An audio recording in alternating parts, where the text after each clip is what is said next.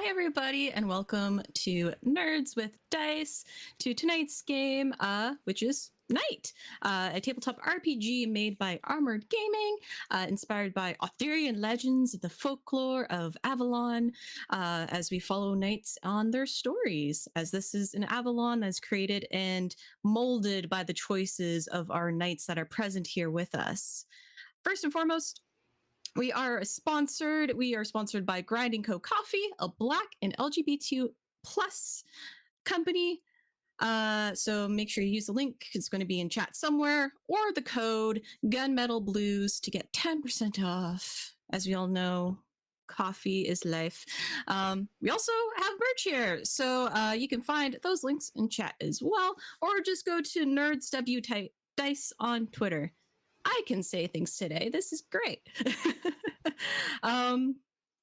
But with that fun things out of the way, let's introduce our players along with the knights they are playing. So we'll go. Who do I want to pick on first? Let's pick on Jilly. Hi, it's me. I'm Jilly. Look, it's Jilly on the internet. My pronouns are she, her, and I am playing Neve, whose pronouns are also she, her. Neve is a knight in service of Moradin, but not like you think. And what else am I supposed to say? What are the things that I'm supposed to say? Oh, it's just your name and your character. Those are the things that I have said. Yay! My horse is also named Ghosty, which I feel is a very important thing that we need to remember. Yes. All right, let's do. I'm going to do counterclockwise for what I'm seeing on my screen for myself. Gina, let's go with you. Hey, I'm Gina, that's she, her, and I am playing Dame Gwendolyn, who's also she, her. Yeah. It's a really bad seer, that's what she is. She'll get there one day. Your best. Yep. All right, Nox. Oh, and I talked. Hi, y'all. I'm Nux, she, her. I play Lady Heloise Paralos, who's also she, her, and she's also in service to the Morgan in the way that you would think, in a very big contrast to Neve. And her horse's name is Maury. All right, beautiful. And then Sophia.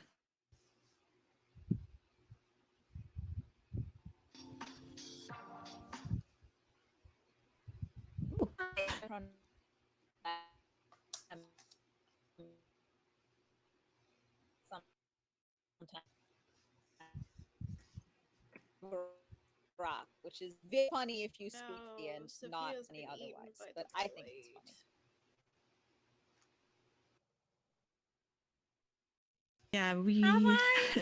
Yeah, we were having glitchy stuff on your end there, Sophia. Ooh. So we'll try again in a moment. Let me see what I can waffle on about for a second here. So I want to make sure everyone introduces themselves. Yeah, so Hi, I think my problem is an internet problem, so I'm getting my phone to hotspot it. Do I make sounds? Do the sounds work? Yes, you sound much clearer. Great. I'm Sophia Babai, pronouns they, them. I'm playing Sarnasir Shamsaldin, pronouns he, him. My horse's name is Barak, which is only funny if you speak Farsi. So everybody pretend it was hilarious. But now I want to know, why is it funny? Yeah. It's an extended series of puns on the word sword, but also on a penis. It's Okay. I didn't remember that for some reason. If you told us that before, I don't think I did. I think that was just me laughing. Well, there you go. All right. So with that, we're going to cover something that we didn't get to do last week, which is a segment of the game where we bring about glory and honor our knights and retell the quest they went upon. Now, a knight may step up, or I've given the option that I can NPC this since it's been a week. I'll say Heloise can do it. All right. So let's just set the scene a little bit here, get you into this space. So, upon the ending of your quest and returning to your siege lady's castle, there comes a grand feast where all knights across the realm gather up and retell their quest that they went upon. And you hear various things going. But then it comes to your group's turn to regale the crowd of what your escapades were and what sort of glorious endeavors and actions you've taken. So, Lady Heloise, as you stand up in whatever way you wish and how you address the crowd, why don't you regale the group with the tale from your perspective? We started with a journey. The others met at my fiefdom since it was the closest located to the area where the people were missing. Dame Neve and Sir Nasir bravely went into the woods without any information whatsoever in order to see if they could find the missing people, while Dame Gwendolyn and I stayed back with those we brought with us in order to collect said information in case there was a clue. After a series of fallings in a river and a disappearance for about 7 hours, the group met up again, only for Dame Gwendolyn's bard to disappear into the night, into the forest. We journeyed across the river, through the woods, to a tree that had entangled the missing people in its roots. As we bravely hacked away and gave aid to those who were luckily still alive, we then decided to set the forest on fire, but realizing that that would be a problem, considering forests are very important. We built a firewall in order to take down this tree and protect the resources of the village nearby. We managed to get everyone home safely. The end. So there's clapping through your story. There's like murmurs, some minor gasps, but people do begin clapping at the story's end. Tankards clinking together in a joyous call to the adventure, hailing your group for a quest well done. So with that, in terms of glory that you are all rewarded, you do at least all get 1 point for the actions of going into the woods and for gathering information. You get another one for going about chopping down the initial tree to get across the river. And then you will also get 5 points for the actions around the blackened tree and trying to solve that problem and saving the people. Okay, hold on. That was a lot of math, and I'm an English major for a reason. So you get 7 points. Everyone gets 7 points. So on top of the 5 you all do start with, that means you have 12 points total for each individual. Awesome. Now, since the time of this feast, as we lead into the next leg of our story, there are changes that can come about in your fiefdoms and in the realm of Avalon. So with your glory, was anyone thinking of spending that to bring any changes to their fiefdom?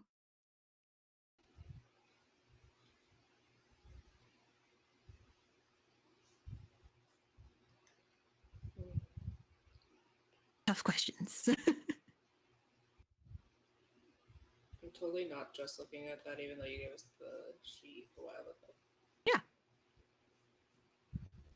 I mean, does Nasser's fiefdom need anything that would benefit the day-to-day well-being of the people living in the fiefdom? Because I feel like he would do that, but I, Sophia, don't know how fiefdoms work. Yeah, of course. So if you spend like 1 point, you can get things like providing care for a family that's under your service for up to a year. You can get specialized activities for your fiefdom.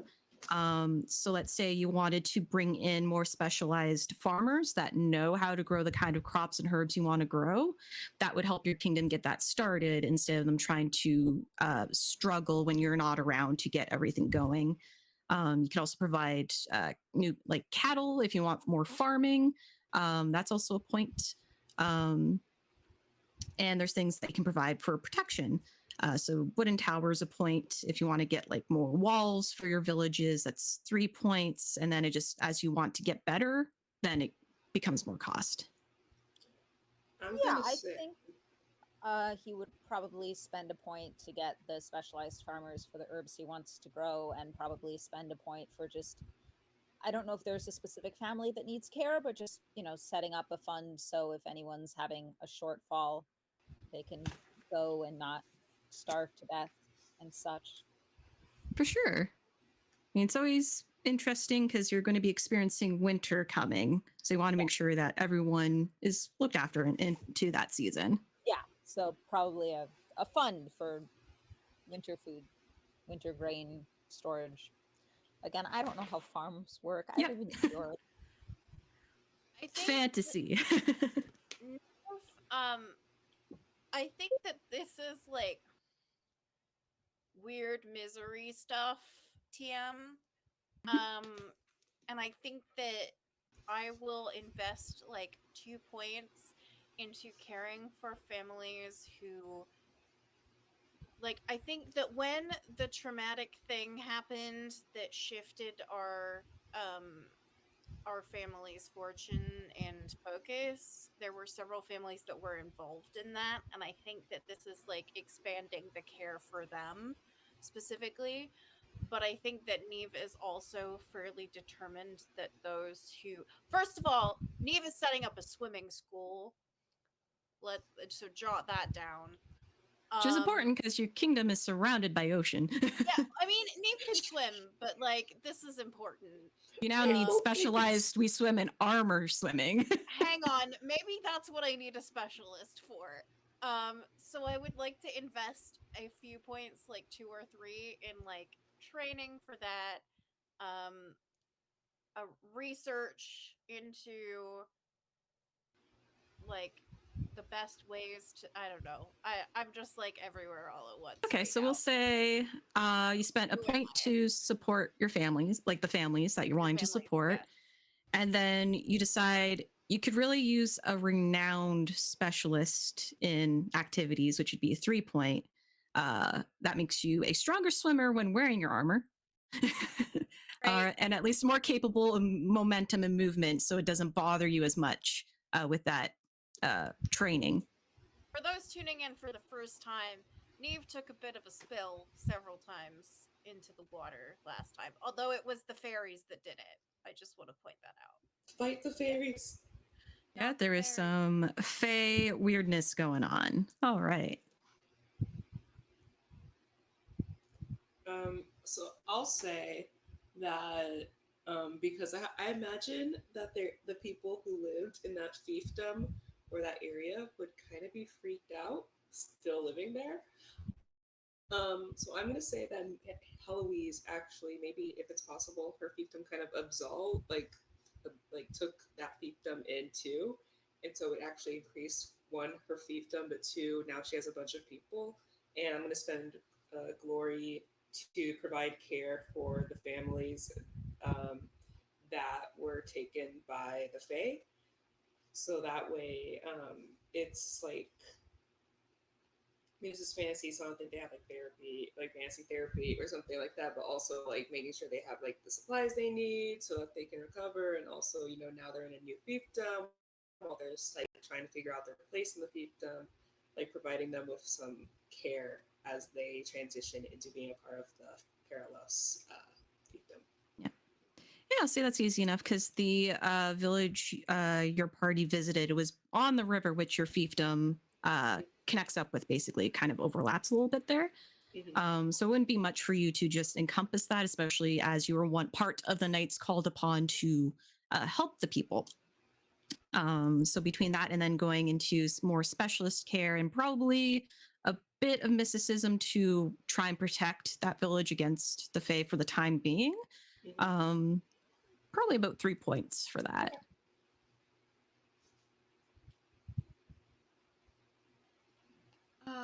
Could I look into finding somebody to help find my family's missing boar? Yeah, that sounds like you are probably looking for, if you want topmost person, probably a renowned specialist. Yeah, because, we're concerned. We're missing a magical boar. We wanted to see what happened to it. Okay, it's a magical board. Yeah, this is important, okay?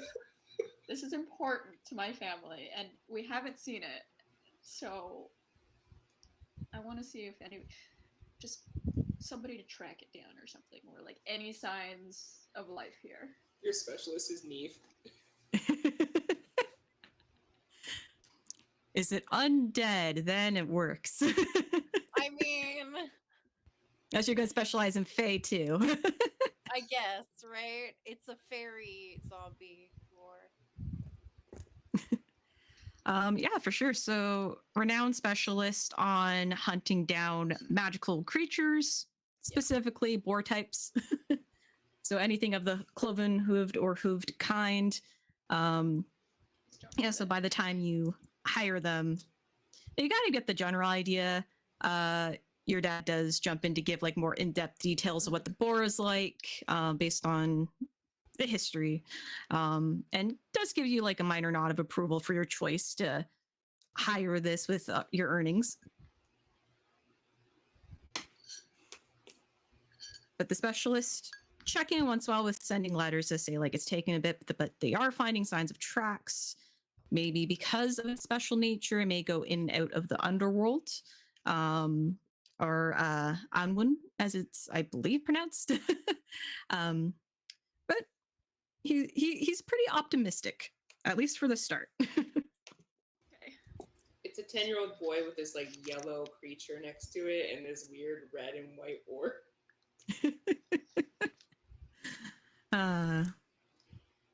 All right. So, the times of glory now pass. Stories shared well amongst the feasts, but there is more than just this singular festivity that happens in the realm of Avalon, as this is part of our story that we wish to tell.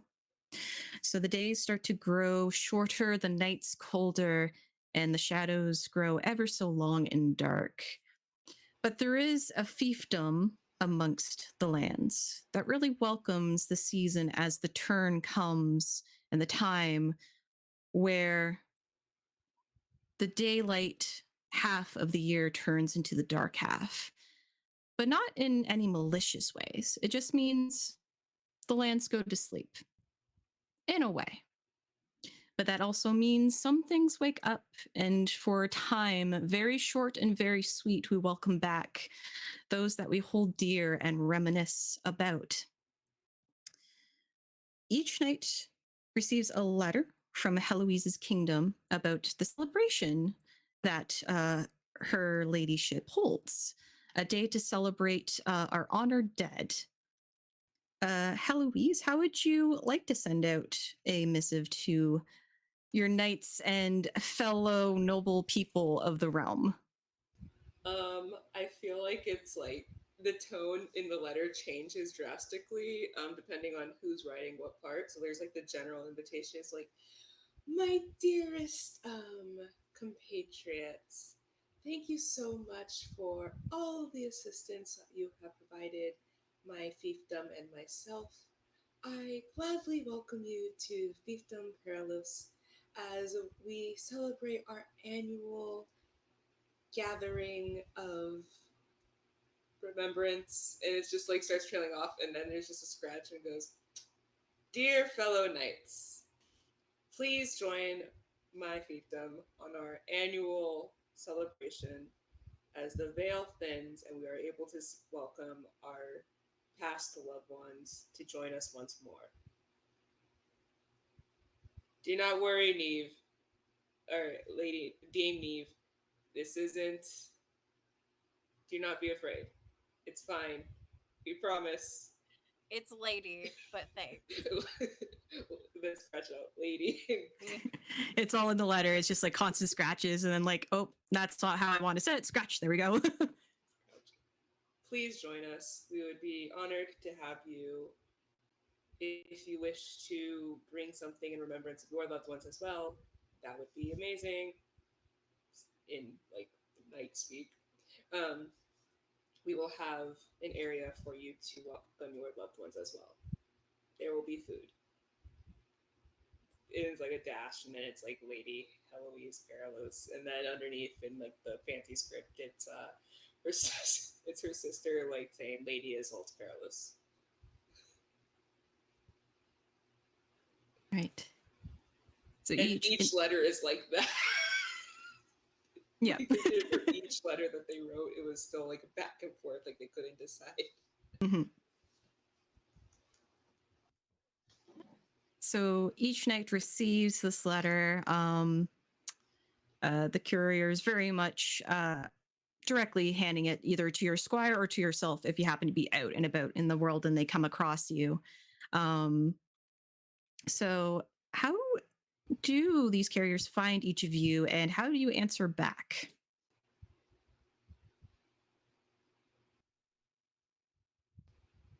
I think Neve is at Misery.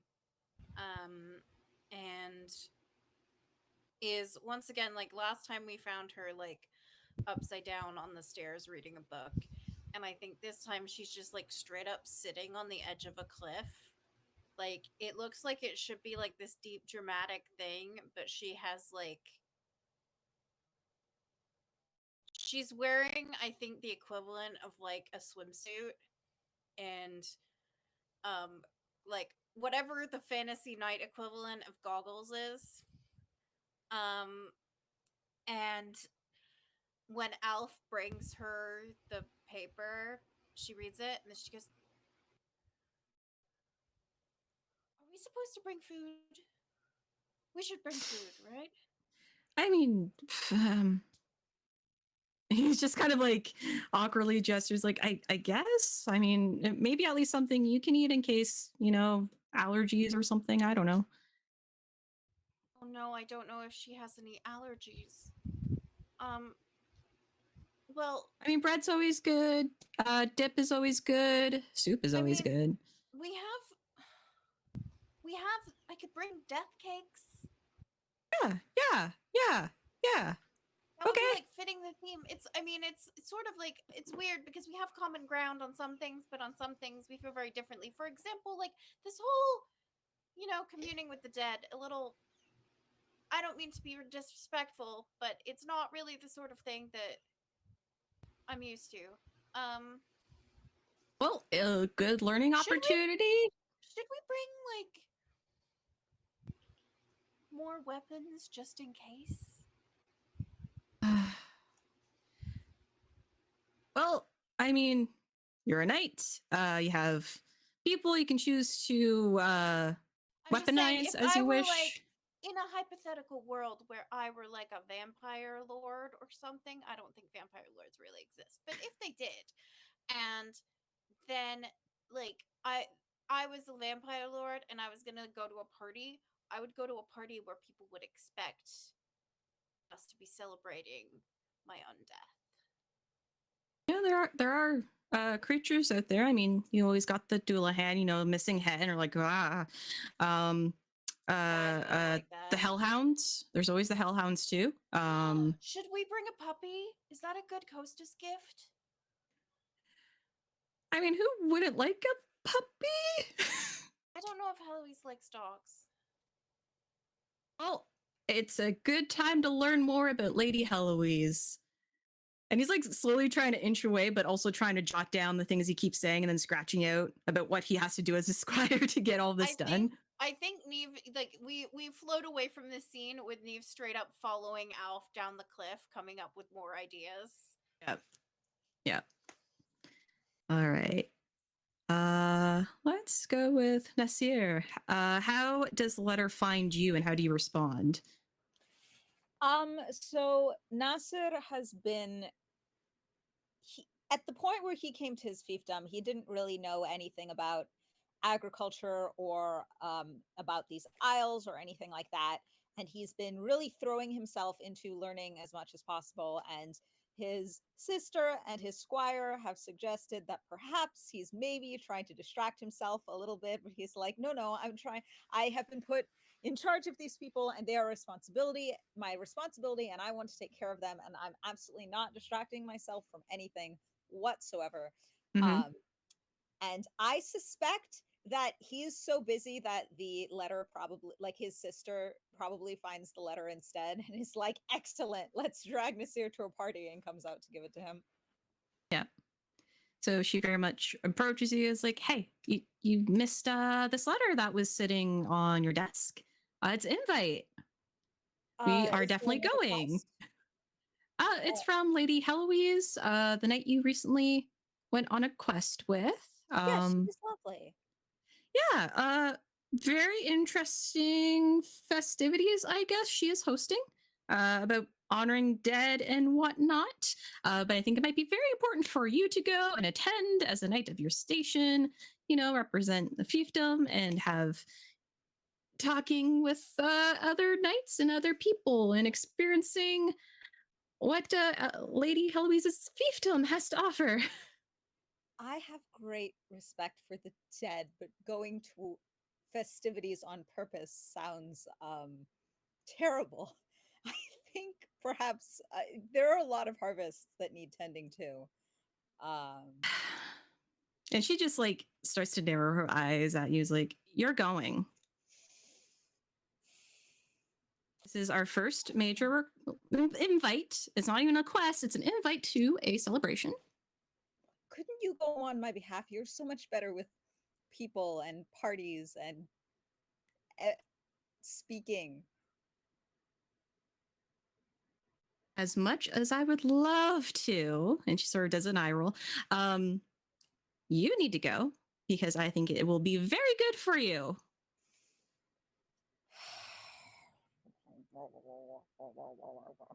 Yeah. Great, you're going. Let's get the squire. Let's get everyone prepared. We're going to go as a good company, and you're going to have a great time. You're going to learn a lot of things. And she starts like walking away.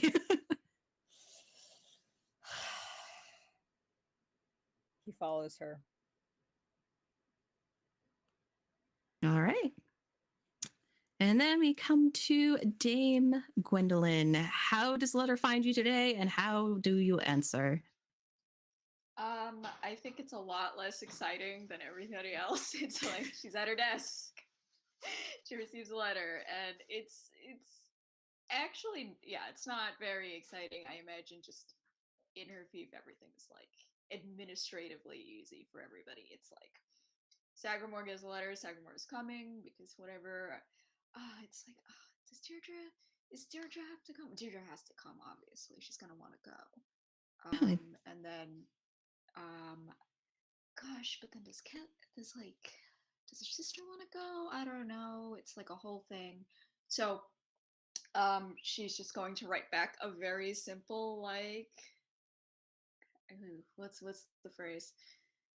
Very simple, like, yes, we're coming, we're grateful. Reproduce the letter to send to her cousins or, her heirs, blah, blah, blah.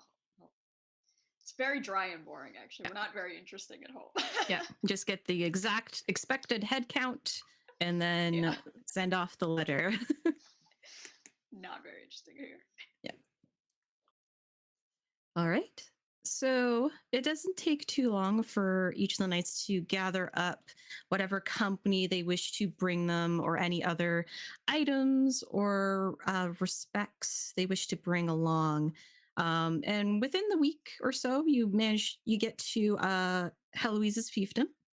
And as you enter and are led to sort of the main heart of where Lady Heloise and her family live within this area, Heloise, how is your fiefdom, and especially the little township that your home sort of oversees, how does that look? What is presented to the guests and to your citizens as they come in? last time y'all were in Heloise's fiefdom, it was very like simple. Like they didn't go all out. It was just some plain houses, but everyone looked pretty much happy. And like going by the day by day, it was very simple, like pleasant, just keep to ourselves, but we take care of each other kind of life. And here it's like there's colors everywhere. There's all of these flowers that don't grow in her fiefdom. Um, but there's flowers everywhere, bright colors, and in front of every house there's like huge displays of flowers and lanterns and candles and food that's out. Portraits of loved ones. There's people sculpting figurines to put there. People are folding clothing and putting it there. Everyone in her fiefdom did dress pretty much in like just plain like white, beige, black clothing, but now there's people with colorful clothing, and it's a lot livelier than it was when you all went. And even when you eventually get to Heloise herself, she's still in a black outfit because it's Heloise, but like her sister's making her wear like this like horn headband with like a flower crown around it, and like people are painting their faces to like bright and colorful skulls. It's Dia de los Muertos. I made it canon. Yeah. But people are painting their faces with bright and colorful paints. And you can smell like all these different houses cooking, these elaborate meals that they're all going to eventually share with their loved ones, but also with the rest of the fiefdom. Right. Beautiful. So our three knights who have come via invitation with their company walk up the sort of main thoroughfare, seeing Heloise standing there along with her squire Squirrel to greet the guests. As of course, there's runners that when they spot you, they come immediately to try and outpace you in hopes of announcing your arrival. So as you all come up, you are greeted by Heloise's sort of announcers who say, company of Lady Heloise and Knights of the Kingdom, welcome to our fiefdom. And they take a little bow and sort of gesture you up to Lady Heloise. Hello, everyone. Welcome. Welcome to our fiefdom. Well, welcome back. Next to her are two younger girls. They're in very colorful clothing. One looks very tired, but as the other one is putting her makeup on. So this is my sister, Lady Isolt, and our cousin, the Lady Yvain. Welcome to our fiefdom. Welcome to our celebration. I brought tarts. Lovely. And you see her sister and cousin perk up, and they just like immediately walk over. Like, Tarts. They got tarts. Yes, thank you. Lemons, and there's berry, and I don't know what that one is. I didn't make those, but they look tasty. And then this one is kind of like a potatoy thing. I said it was weird, but they wanted to make it, so I thought that would be nice. Heloise's sister Isolt, you can tell why Heloise is like can keep up with Neve, and it's because Isolt is very similar in mannerisms, like very bubbly and just like, oh yeah, and like even Yvain, who's tired because she's doing her internship essentially, or her apprenticeship, is still very like upbeat, and you can tell that Heloise is the one who's just like. Mm-hmm. Yeah, and the pair very much kind of skip up to the kind of collection of tarts. They're like, oh, and they whisper amongst themselves, like, oh, I should definitely grab that one. Well, maybe we can split that one. Maybe we can squirrel away a couple of them. Maybe. Oh, these are delightful. We're so happy. Thank you. And they sort of just start like almost taking the tray and running off with them a little bit. Try not to go too fast or too obvious, but they start skipping away and be like, you have to leave some for everyone else. Fine. We promise. Sorry about that. Anyways, if you brought anything to remember your dead, you can join. We have an area next to where my family has ours, for you all to be able to set up anything. There are also extra flowers, extra fabrics, things like that. If you would like to join, we have salt for the purification of the souls. We have water in case they are thirsty. Um, you can also leave out some of your foods for them, or you can take some of ours if any of ours would be interesting to you. I do know, Nesser, that we don't necessarily have the same foods as maybe what your family would be used to, but you're still welcome if you think that they would perhaps like any of them. Thank you. Yeah, so do not look so worried, me. It is not. To be clear, the purpose of this party is to invite the spirits to come here. Well, they're going to come anyway, so you might as well give them a welcome. To our party. For them. Well, the party isn't necessarily okay. I did not explain that. That was what we were supposed to explain in the letter, and so everything is a big cycle, right? Life, injury, sickness, death, all of it is a giant cycle. So here in Fiefdom Perilous, we do not see death as a negative thing or as the end of something. We see it as a part of the cycle.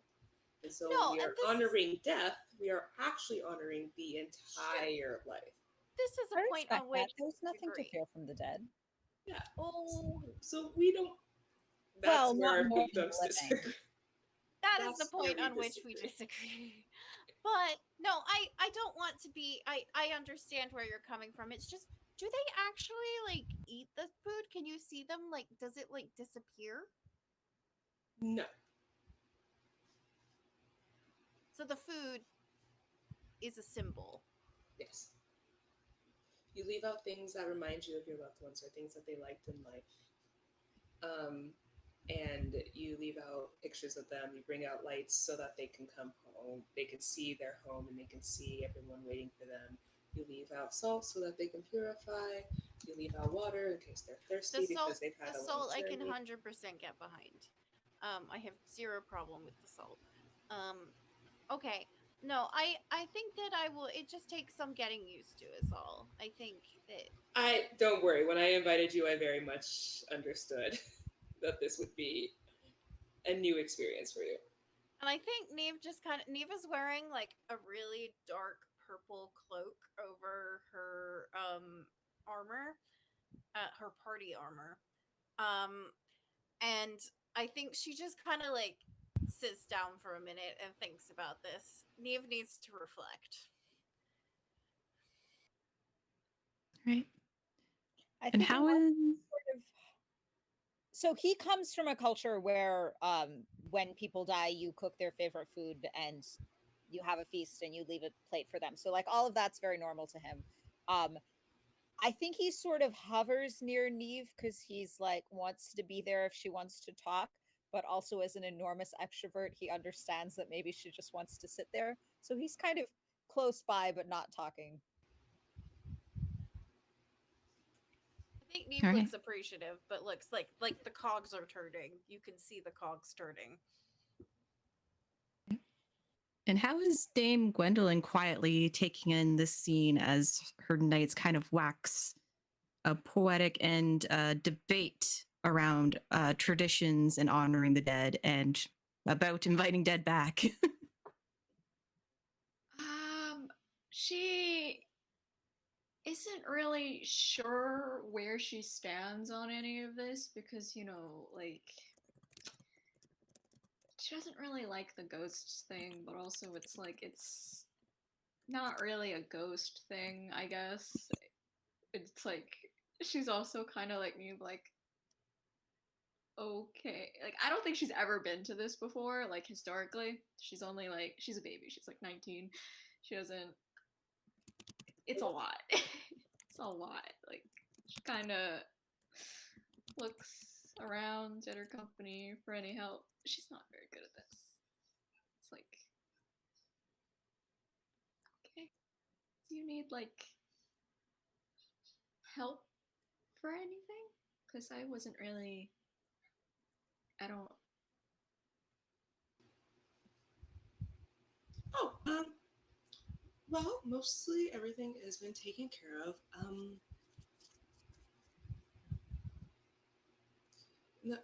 So the way it works is most of the families set things up, and then we all come together for a giant,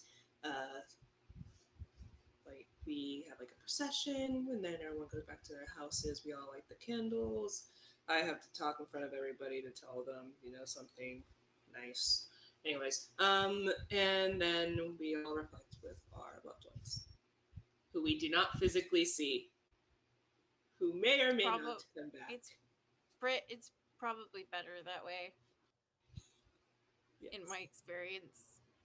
It's reflection and remembrance. So, Okay. no, I do have to check probably on the township. This is new to them as well. And see how they are handling this, especially because after the Faye incident. I imagine it would be startling. It is a bit startling, but they also were close enough to our fiefdom to know about it. They've had invitations, so some of them have been here before. Yeah, your Squire Squirrel, I almost said Squire.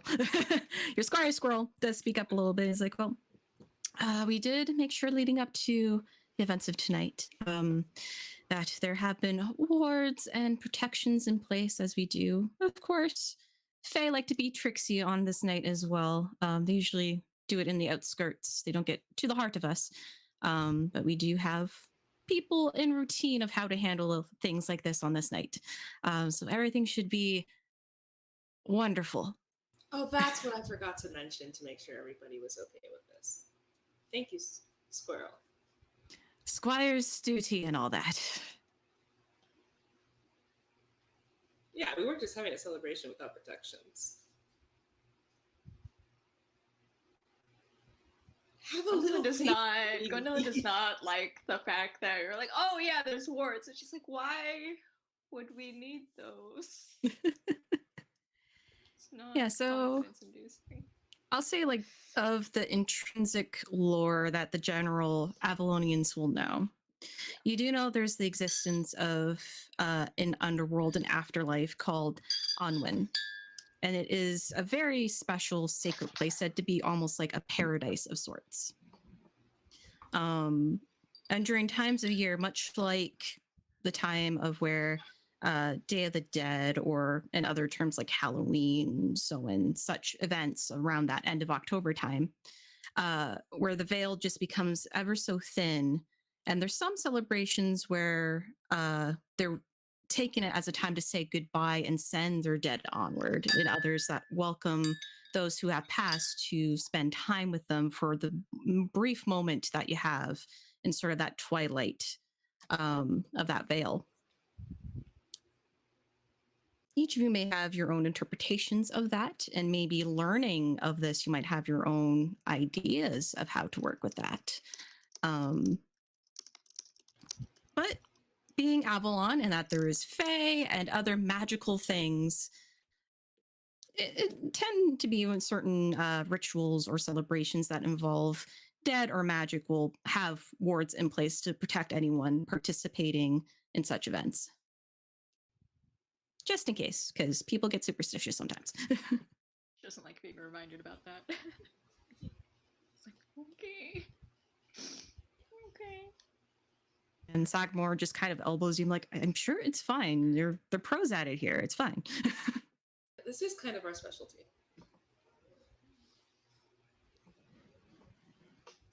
I shoo him to make sure. We've gone 20 years without an incident. Turns around. I like the idea that there is a chalkboard on the wall that just says there has been 20 years without an incident. An incident is in italics. What Very happened non-specific. 21 years? No, I don't want to know.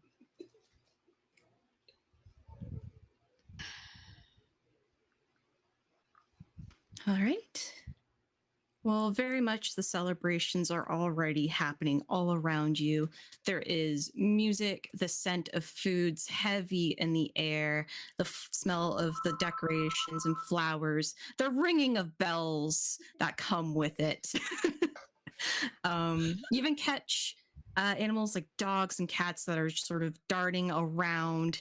Some of them do pick up maybe some of the food scraps, but it is otherwise left alone because they might be messenger animals for the undead. We do not know, so we do not mess with them.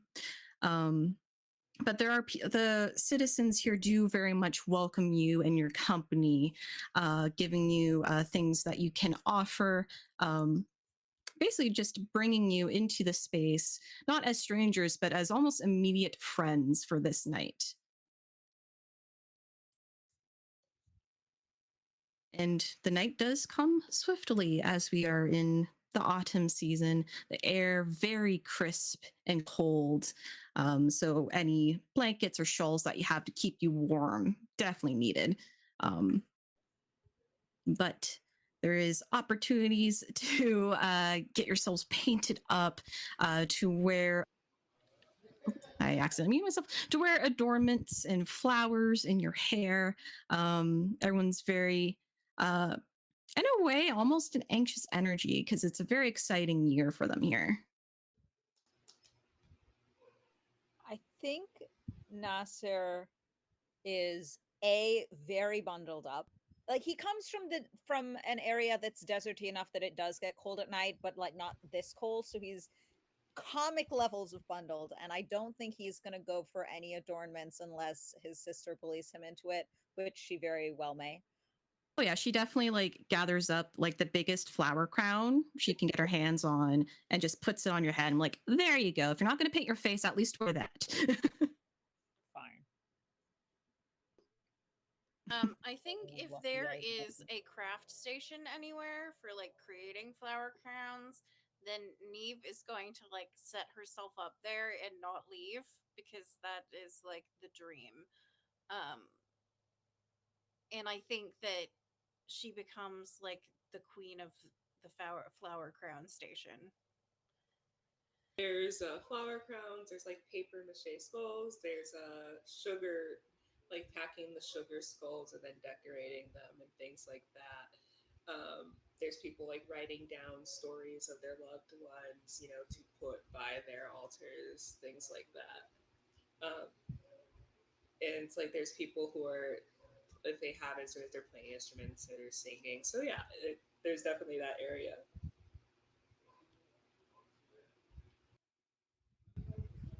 Yeah, this is where I live now. You know what? Just because you haven't done a roll yet, and I'm anxious to get a roll done, Neve, let's just do a check and see how crafty you can be at this table. Can you 100% own it and show what your kingdom of misery can bring to the table?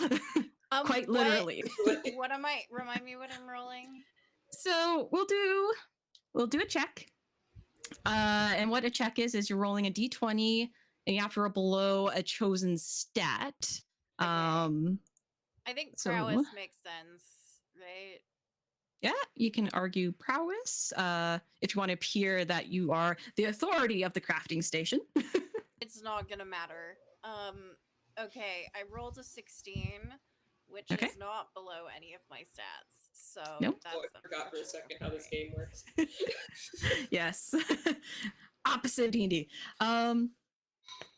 Yeah, so I mean, this isn't a life or death situation. It's a fun time.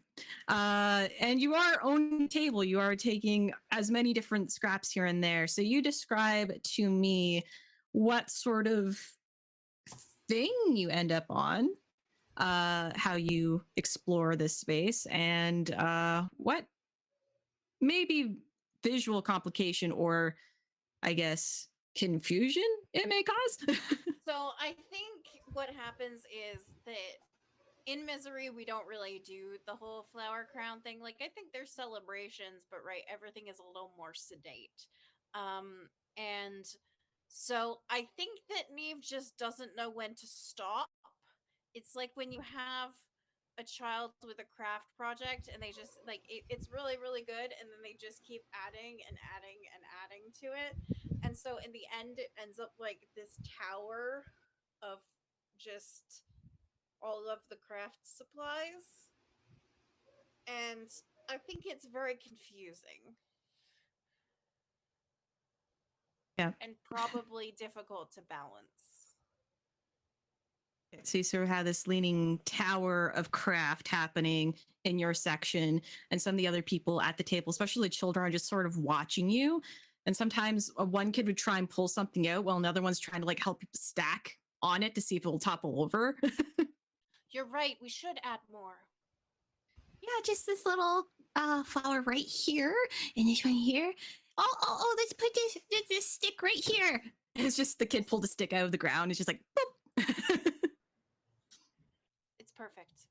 I think Nasser, as subtly as possible, he hasn't really gotten over the this girl walked into a river twice. I need to protect her, despite the fact that they're the same age. So I think he's like subtly sending Rad over of like, can you make sure that thing doesn't topple over? Can you just like put rocks or sticks in a balancing position? I'll see what I can do. And he slowly goes over and tries to be as, subtle as he can. I think as he leaves you, though, your sister does catch you like arm in arm. She's like, come with me. And brings you over to that sort of uh, section of Heloise's altar that she had offered to her guests here to send honor and blessing for our dead. And she sort of pats you on the hand as she unfolds a handkerchief with some dried herb directly from your home that she's carried with her. I know we'll find him, but maybe we can leave something so he can find us. But he's not dead. His spirit wouldn't. He's not dead. Well, wherever he is, if he's in the Fae, we don't know how it works, but I don't know, maybe this might help. But it's a celebration for the dead. It doesn't. It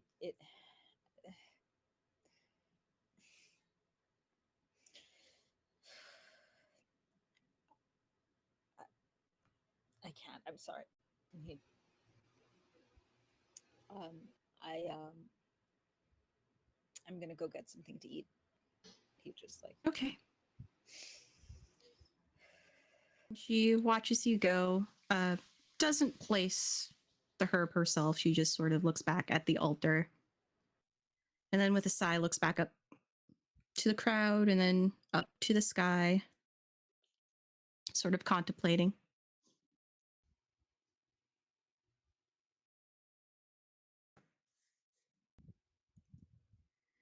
And then Dame Gwendolyn, quietly taking everything in. Your squire being a little more rambunctious in this space than you, sort of asking questions about the festivities and getting a little more involved.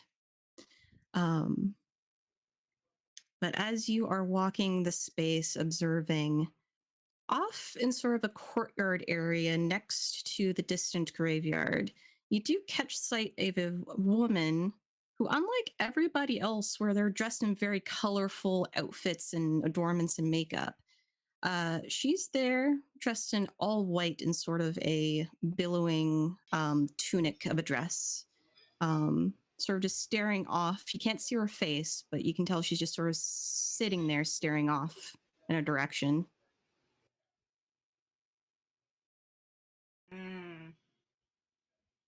Does anybody else near me seem to like does anyone else seem to like see her, or is this like a me thing? As you question that and look, no one else seems to be paying mind to this person. Oh god, terrible. I am very concerned. I don't want like to cause a ruckus or anything, and I don't. Everything seems to be going pretty well. Can I very surreptitiously approach this? I'm not a big fan, but I will try to catch Sagramora's eye line just to be like, I'm going in that direction. He just sort of throws hands up. It's like, oh, okay. Just so that in case I vanish, somebody knows the direction I was going in. Yeah. Does like this like general I butchered that. This is generally like, does this match any like concept or like story sort of thing that I've heard? Like vaguely familiar with like a specific like creature, person, ghost? Hmm. Well, there's a lot of lores and legends about a lot of different entities that fall into this sort of descriptor. Well, we like rolls. We like rolls. Let's do a check. It's whatever you wish to try and use. Let's see. I feel like this is wit to recall information. Mhm. Okay. Oh God, that's a 17. So no, I don't know shit. Yeah, there's just so many stories in your head, and almost in that panic instant because you don't like this, your file folder mind is just going through them all. It's like, nope, Yeah. nope, that's close, that's close, that's close. Oh, that's close. Just too many things. But you do watch as a cat darts by, and it does seem to pause and look at the lady. You don't see the hair really stand on end as when a cat does react to something it doesn't like. It's just sort of calmly there and looks up at her and then sort of goes before running off. Oh, terrible. Very bad. She doesn't like this, but like she feels like she has responsibility to do things. She's very like, like good daughter syndrome. Mhm. She's gotta investigate this. It's her job. And I assume her dad is around here somewhere, so she's got a extra good behavior this time. Sort of cautiously approach and try and treat this like average person. Mhm. Like, would you trying to think about like what Heloise was saying, like we're here to invite Yeah. ghosts. Would you like to?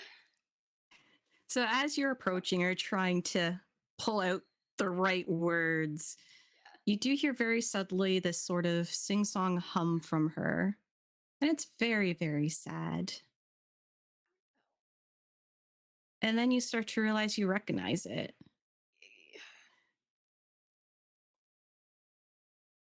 And she begins to turn to you.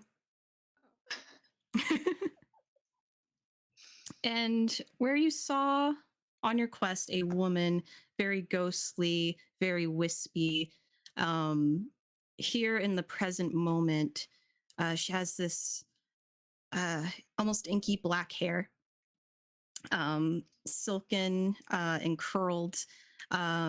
She has bright gray eyes, and you can tell now where before the ghost, the spirit, you couldn't really get any strong features on here. It's almost like it was a blur. Here, it's very like high cheekbones, small mouth and lips, little dots of freckles. But she has a very like sad, somber face. And she just looks to you as her song pauses.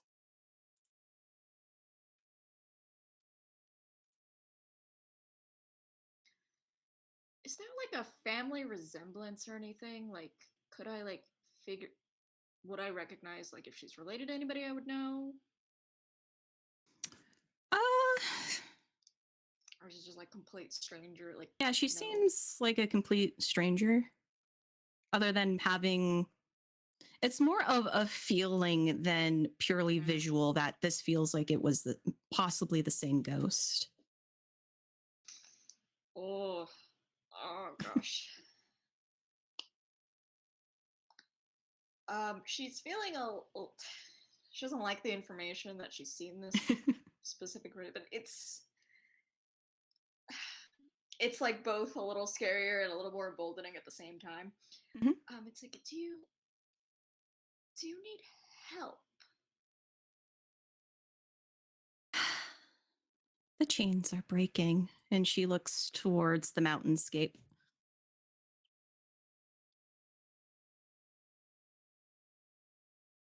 Is there something we're supposed to do? Like,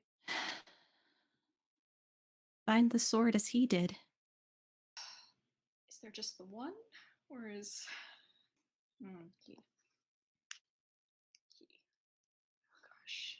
And I'll say, as you're trying to interact with this woman, Heloise, in your celebrations, you pay special attention to the animals of the space, being that, especially on a night like this, they can very much be messengers of Morgan, where they can bring blessings, but other things can happen, mischiefs and that. And a black cat does dart up towards you, bright, like pumpkin orange eyes. Those and does a Yeah. sort of circle around. She's gonna immediately go to the ground to like sit down because she can't really kneel with her knees. But she like sits on the ground and starts petting it. Would you like some food? And it sort of pads away a little bit and then looks back at you. And then it looks towards the sort of graveyard space. And you do see Dame Gwendolyn there, seemingly talking to someone, but you can't quite see who that someone is. Can I see a figure, or does it look like she's staring at the air? You're not too sure at this distance, but the cat does kind of look at you almost in again, that weird feeling of this cat knows more in an instinctual sense than it lets on. Did Morgan send you? And it pads off. Okay, follow the cat. She gets up and brushes her dress off, but there's grass stains. And she just follows the cat quietly. It's like not scare it, but like to approach. Please tell me she sees the figure.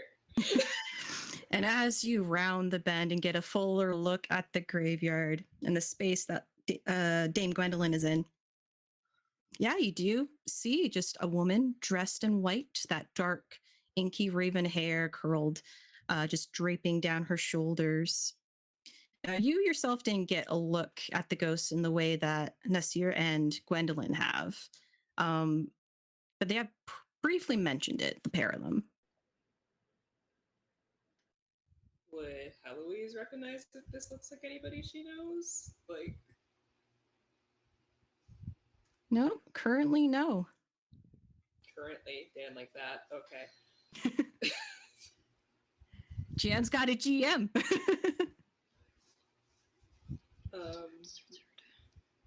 Heloise is just gonna go, hello?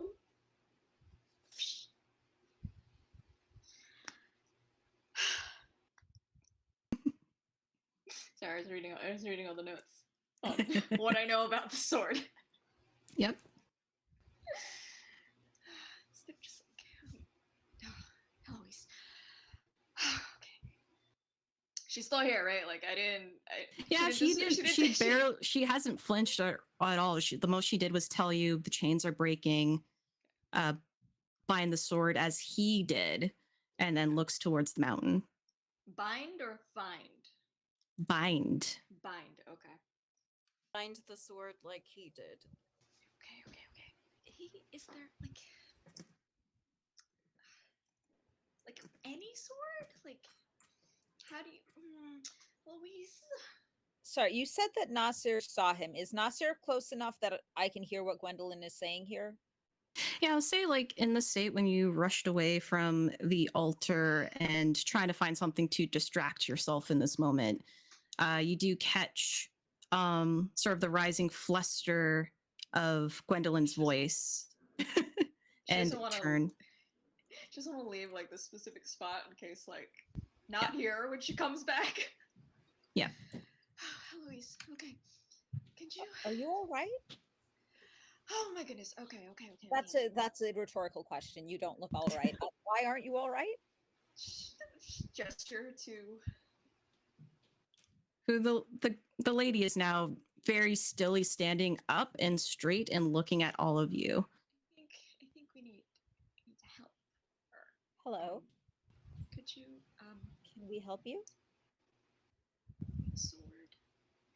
Sword. And where is Neve? Can somebody get Neve?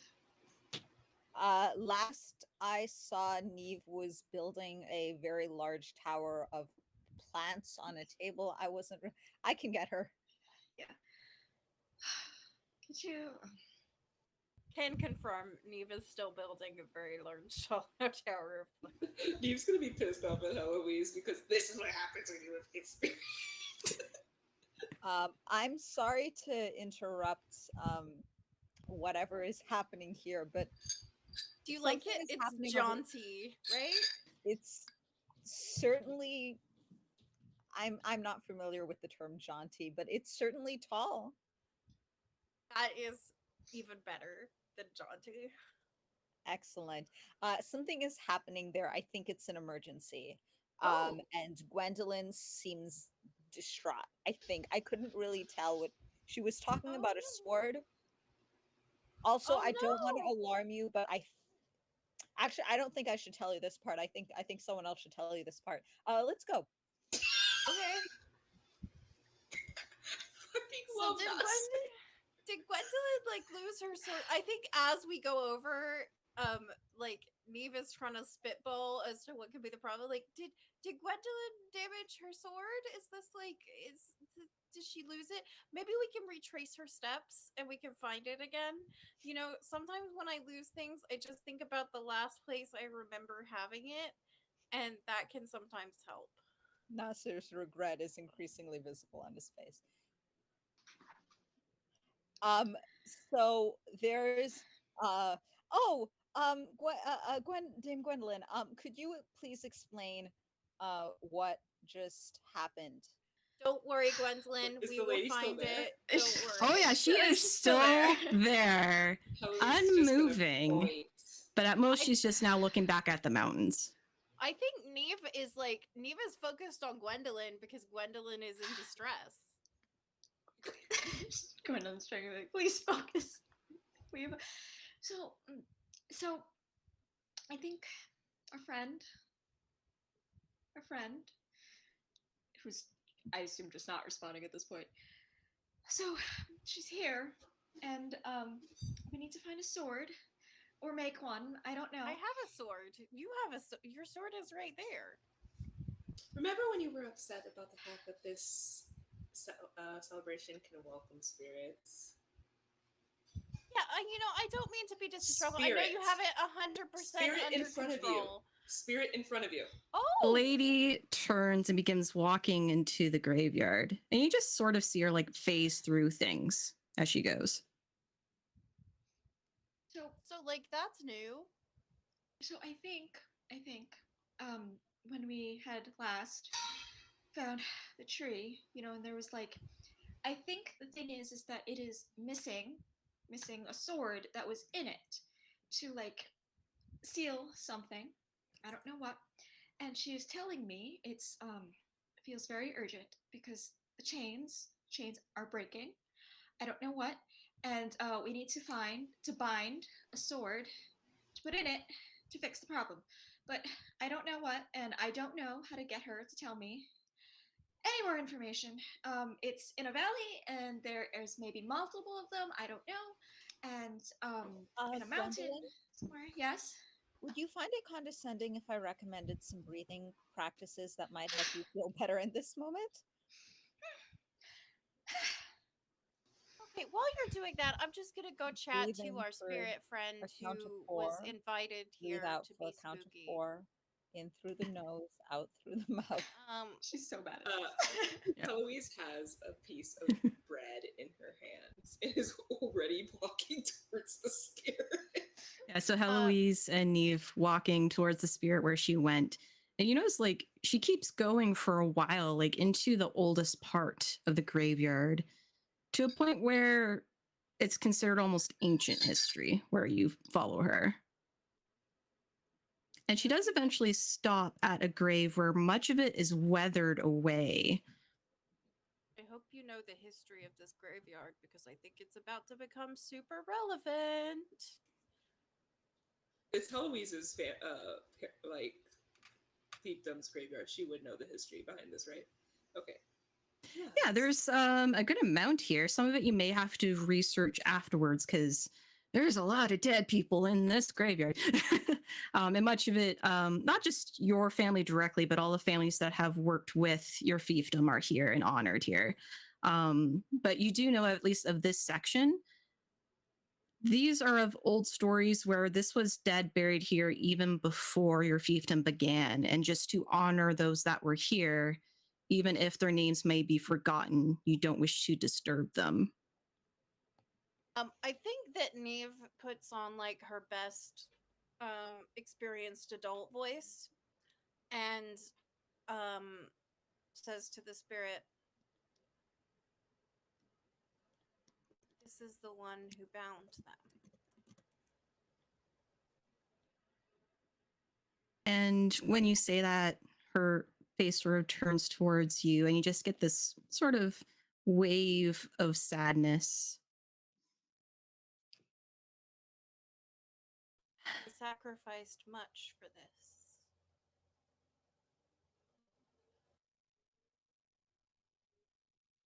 He and I.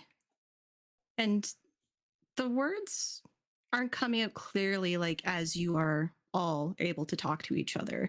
It is almost like it's distant and struggling, even if she's very much seemingly physically here when she's not phasing through material. He came, saved me.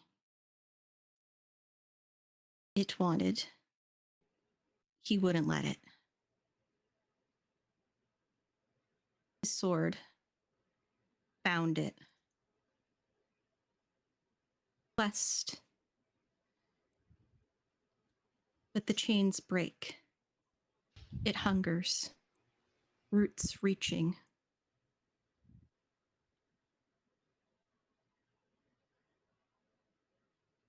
Oh. Blessed by what? Or who?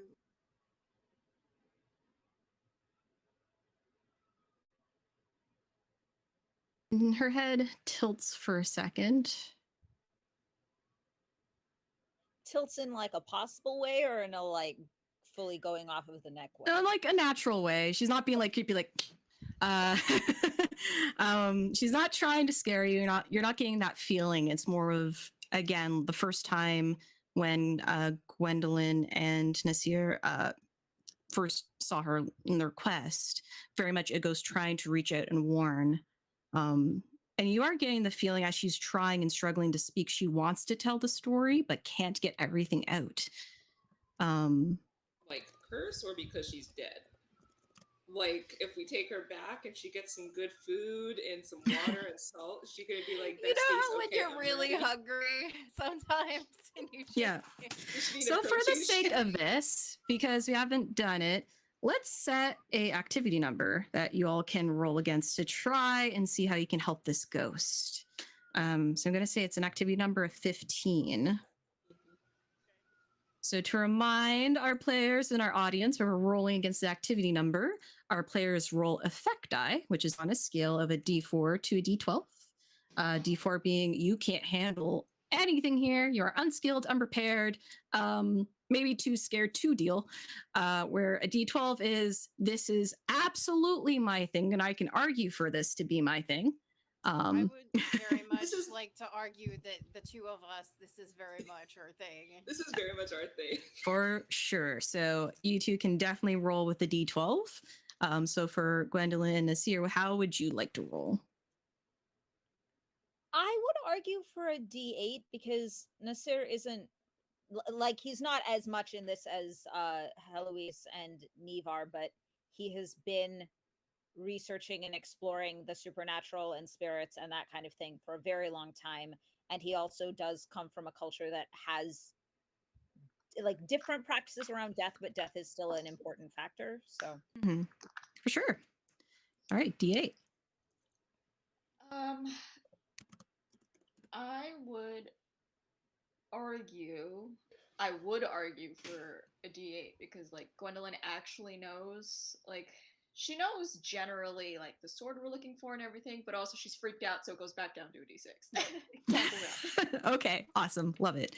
So as make your rolls and then just describe to me how that plays out. Do I need to cleanse this dice roller? Possibly.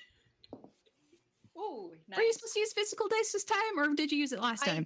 I was supposed to, and I didn't. There you go. You lied to your So, dice.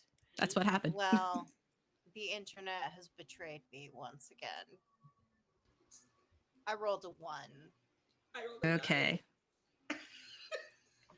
It's so Awesome. dispiriting to just be bad at everything all the time. I rolled a 1. Hey, high imagine- five. Woo. I imagine like, Nasir is like trying to help Gwendolyn through like deep breathing exercises, but she does that thing where you go too hard on it, so you just start like rhythmically hyperventilating. Like that's what's happening. All right. And our last roll. I rolled a 4, which is not great on a D8, but would be good on a D4 or D6. So I don't really know what to make of that. What does 4 mean in terms of how So does I'd that say it's still the number, good right? because collectively you do beat the activity number. You just beat it with a 15 together. Okay. Excellent. Thanks, Eloise. It's Day of the Dad. I can't lose. I'm just not in my element anywhere at any time. In your Aww. defense, you did get brought into a festival that goes almost completely against what your family. Yeah, so for Neve and Gwendolyn, it is overwhelming. You were very already on that, like, you want to be respectful, but you're still put off in a way because of what you know of dead and undead and in your own mind of what that is. So now, hey, there's a ghost right there. We've seen her before, but now she's very real. She's talking. It's overwhelming. Sensations going high. And even for Neve, where that practice of like trying to recall, okay, we taught, we know how to do this from our family, from our fiefdom, and you're getting into that, maybe caught up in that headspace a little bit. Is it cold here, Nox? We're next to the mountains, and it's I mean, from what I know about Wales, isn't Wales always cold? Yeah, it's always a bit cold, and it gets a little colder. I think part of it is that like my feet are like I'm not used to this terrain, and so I'm like trying to follow, but like I'm not keeping up very well because I'm not built for this, and so much like my horse, I hate the mountains. The end.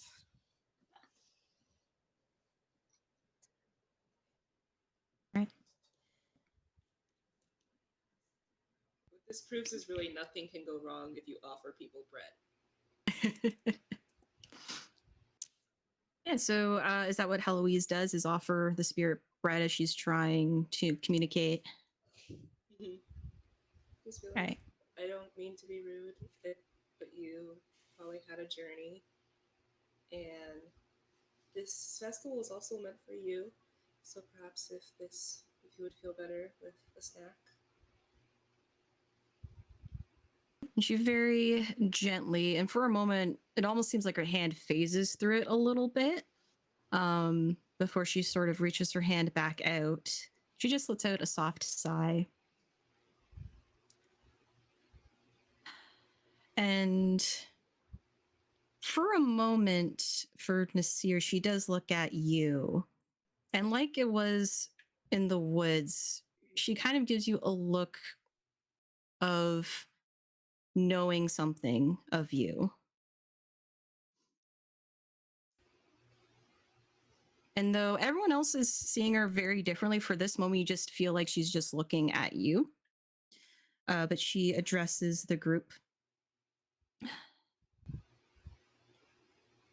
He, my love, tried to save me, and he did save me. But in servitude, he bound himself to chain the beast that tried to take me away, that tried to bring omens to these lands. And she sort of lightly caresses the tombstone. The chains are breaking, the anchor's disappearing. But only one matters the most.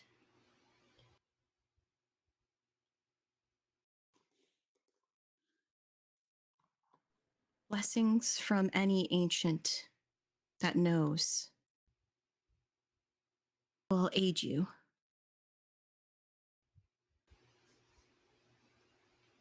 And then in a moment that only you for Nazir seem to hear, like a whisper in your ear from her, she says, and in the moment of binding, you can pull him out.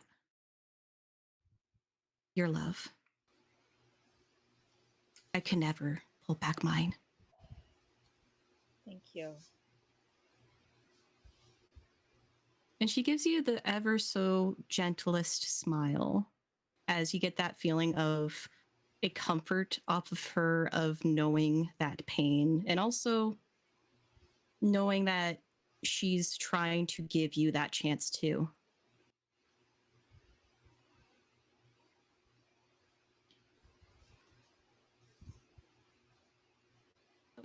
Muted?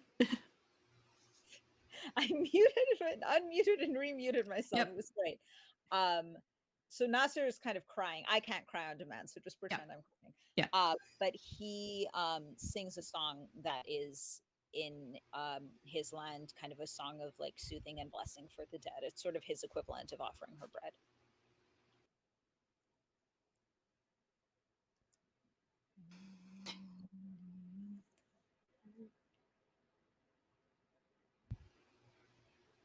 She gives a soft sigh and looks to the mountain again. You have seen me before, you've seen me now, and you may see me again. It means you are worthy. You will find what you need.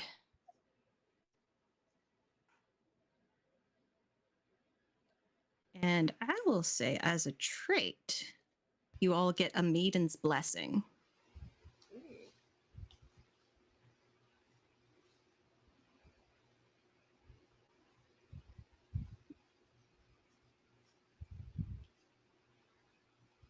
But you do see the figure that's once fairly solid before you is starting to sort of become a wisp. And she sighs again and says, I do not have the strength to stay anymore. I have existed here for so long, waiting and warning, knowing this might happen. Find a sword, bless it. Go. Really quickly before she completely fades away, can Heloise know? Before you go, what are your names? Hers and her loves.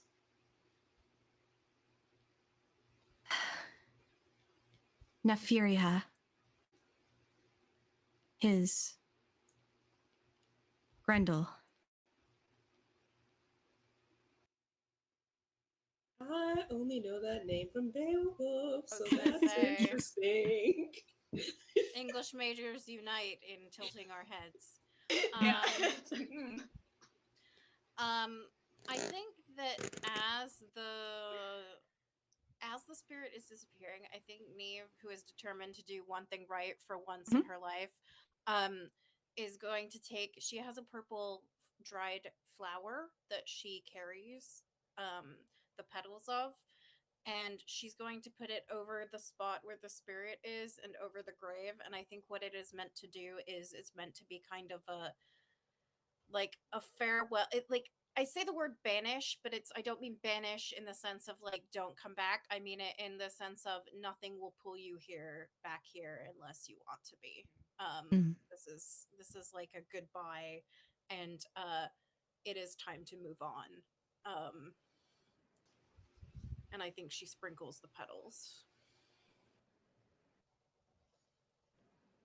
And the ghost gives a small smile as you do this. As she looks to the mountain and her body sort of begins to drift off before it dissipates into a misty fog. And then just disappears into the cold of night. Namah Shivaya Guru Om Namah Shivaya. And you just continue singing until she's gone.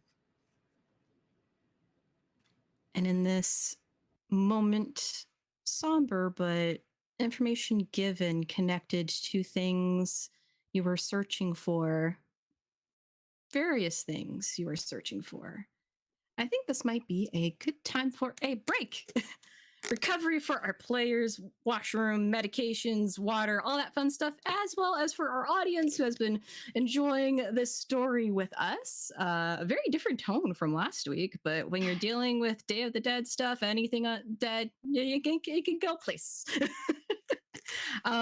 So let us take a moment, refresh ourselves, do what we need to do to get ourselves back in comfy positions, and we will see you in 10 minutes.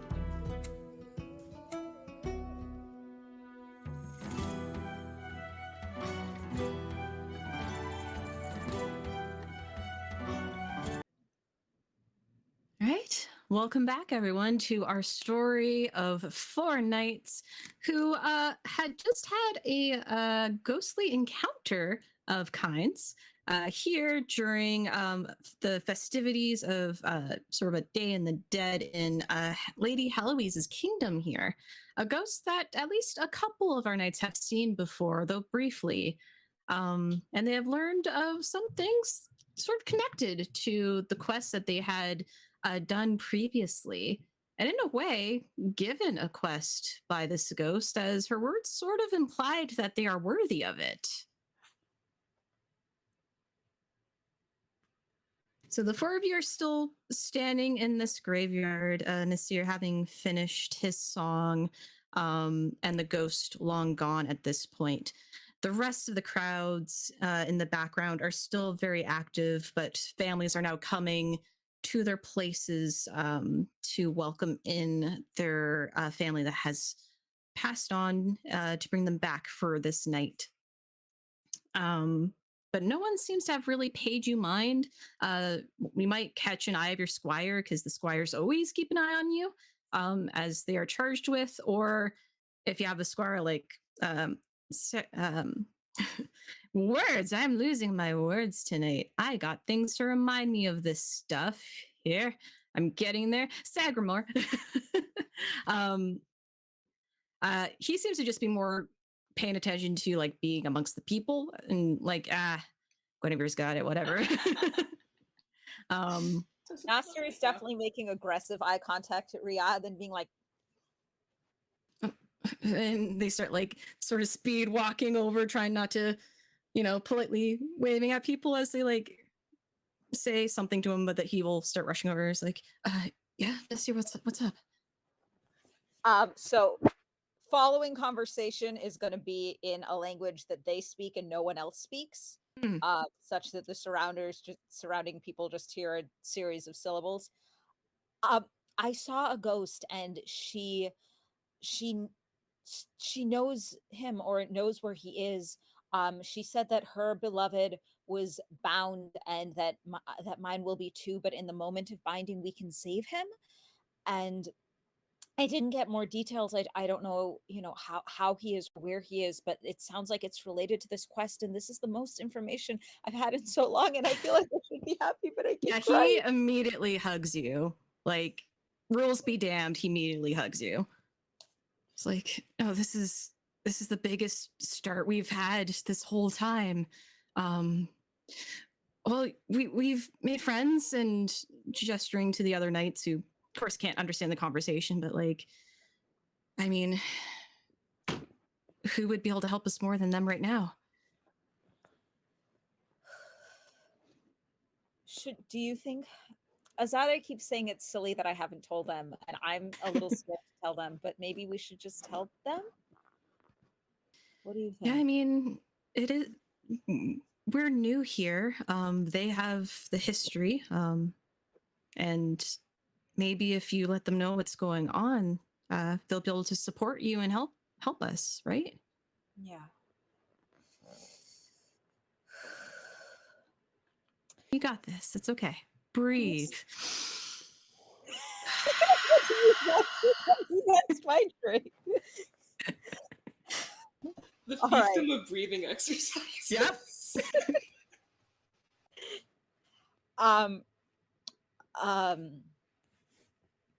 Heloise, Gwendolyn, Neve, there's something about me that you should probably know. How many people are surrounding them right now? Are there like also a ghost? I feel like you have I was to tell about us. to ask, are you dead? Because you're very lifelike. Legally, you have to tell us if you're a ghost. No, he's very much alive, and and Nasir, you feel a pinch in your side. You see Heloise just start holding bread out, and then like awkwardly goes, "Well, you can still have bread even if you're alive." Honestly, I find Welsh bread very confusing and excessively fluffy. But no, to the best of my knowledge, I am alive. So I wouldn't say that I'm not a knight, because apparently I am a knight for some reason. I was never meant to be a knight. I used to be a wanderer, a poet, and I traveled with my husband. And initially, we were just exploring lands and performing, but over time, oh, and Ryan, the fact that Ryan is my squire is absolute nonsense. He was my husband's best friend since they were children. They're practically brothers. We've known each other for the squire thing. I think is ridiculous, frankly, but it was the only way to let him stay close to me. Um, but oh, it's hard to talk about. Over time, there were so many people who needed help, and I'm not a miracle worker myself, but I knew many songs and poems of miracles, so I provided them with that guidance. And sometimes we would speak to spirits on their behalf. And one day we summoned a spirit uh, to help with a resurrection, as it were. And my husband disappeared. And specifically, it was one of the Fae. It was one of the Fae of your lands. And my people, we we should know better than to mess with that. We've always known better than to mess with that. So no one was able to help me. So I came here because you people seem willing to do that. But the ghost, she said that my beloved is in a similar situation to hers, but it's not too late to save him. And that's basically what I've been hoping for this entire time. Everything coming here, becoming a knight. I never wanted a fiefdom. I don't know anything about agriculture. It's true. Many don't. Well, many knights don't, so I wouldn't count that against yourself. Well, frankly, I have several concerns with the way that things are run here, but that is enough. Honestly, so do most of us. You have an itemized list. Gonna bring it up with our liege lady eventually. That is a lot of information all at once. What I think would be a good idea is a nap and a snack. Everybody should eat a snack. And I do have did I bring my lore guy? I have a lore guy. I mean, we didn't specify, so you can if you want. Yeah. It could either be a druid or a bard. I have my lore guy, and I want Nobody him. else worry about bringing bards along anymore. Yeah, bards are very easily kidnapped. It turns out. But I want, with this new information, my lore guy to talk to everybody else's lore guys, because this seems like kind of a place where a lot of people have gathered, and so there must be more lore people. And if I've learned anything about academic parties, it's that there is a corner somewhere where people are talking about things that no one outside of this building would care about. Heloise's lore guy would actually be Isolt, her sister. There you go. I did not bring any relevant. We're Brought a here bard. for a You brought party. a bard. Yeah. We did. If my bard is here, I didn't request them to be here. This is their vacation time. We're not bothering them. Oh yeah, he's having fun somewhere. Yeah, no, we're not. He's in the dance floor. Yep. Yeah, I don't Nasser have. is Nasser's lore guy. I don't think he has another lore guy. I just have regular ass, like, I don't know who I have. I have nobody relevant. Well, you said your There's dad might be here. Squire. Yes, my dad might be here, actually. That's right. Nobody relevant, just my Hold on, parents. I gotta formulate question to ask him. But okay, wait. Actually, I have a question for Nasir.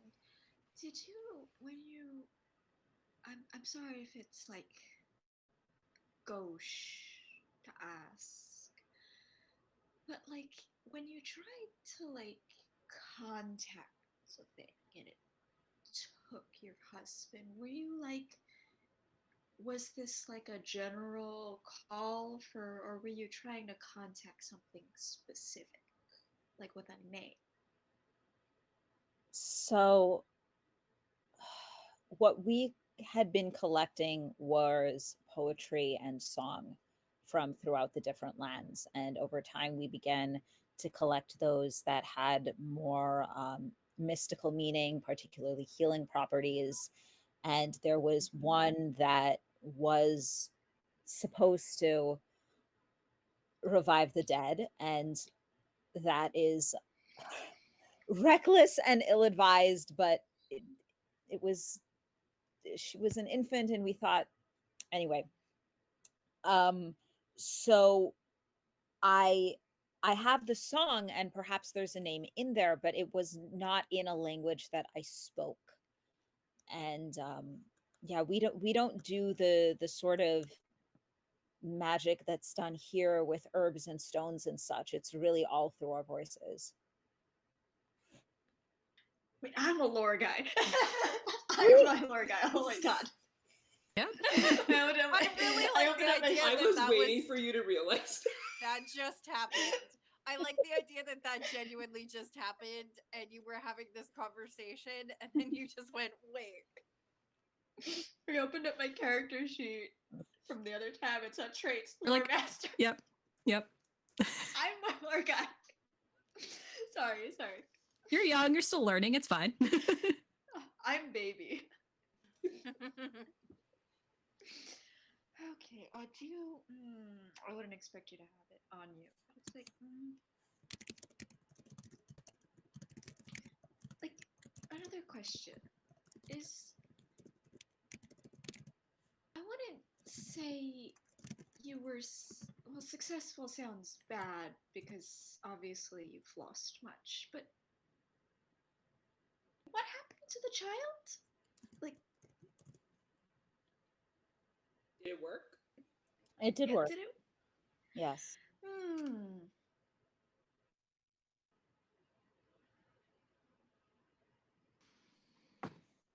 Yeah. So I'll say in this moment, because resurrection for anything, anywhere, Yeah. is a very, very tricky subject. Resurrection with Fae involved, Yeah. can be very bad. And for you, Dame Gwendolyn, with your lore master knowledge, you know Fae like to trade. And if someone's asking specifically for a soul back, for a life back, they're going to want to take something for that. They're not going to, just let it be out of the kindness of their hearts, because that's not how their realm works. So it does make sense to hear that Faye had taken Nasir's husband. Bit of a tradesies. 1 for 1.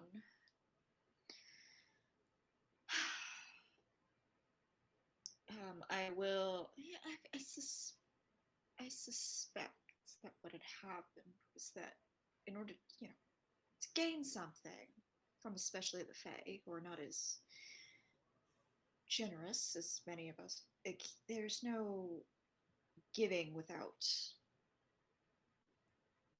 receiving back. So I suppose that's what happened. That sounded, he's just kind of cursing in his own language under his breath. And She's like very like hesitant. Not have that knowledge. And I suspect that he did and went forward anyway, because that was the kind is the kind of person he is.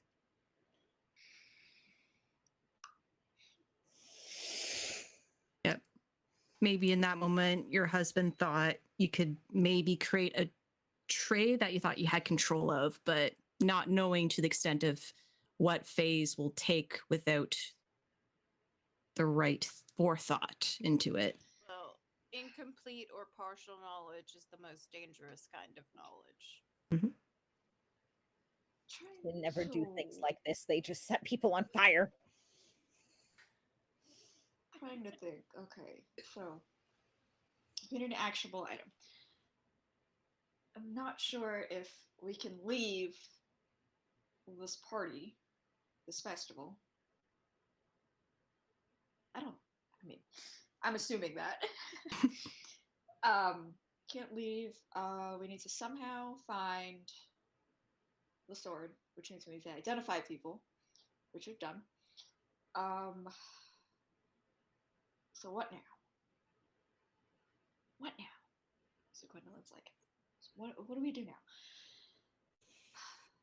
Well, now I understand why the township was so close to my fiefdom. And if we're looking for answers, we might not have to leave the festival. Say more. Nefera and Grendel were from here before my family ever was. There are clues or lore to help us. It would be here or in the township. That is now a part of my fiefdom. It's true.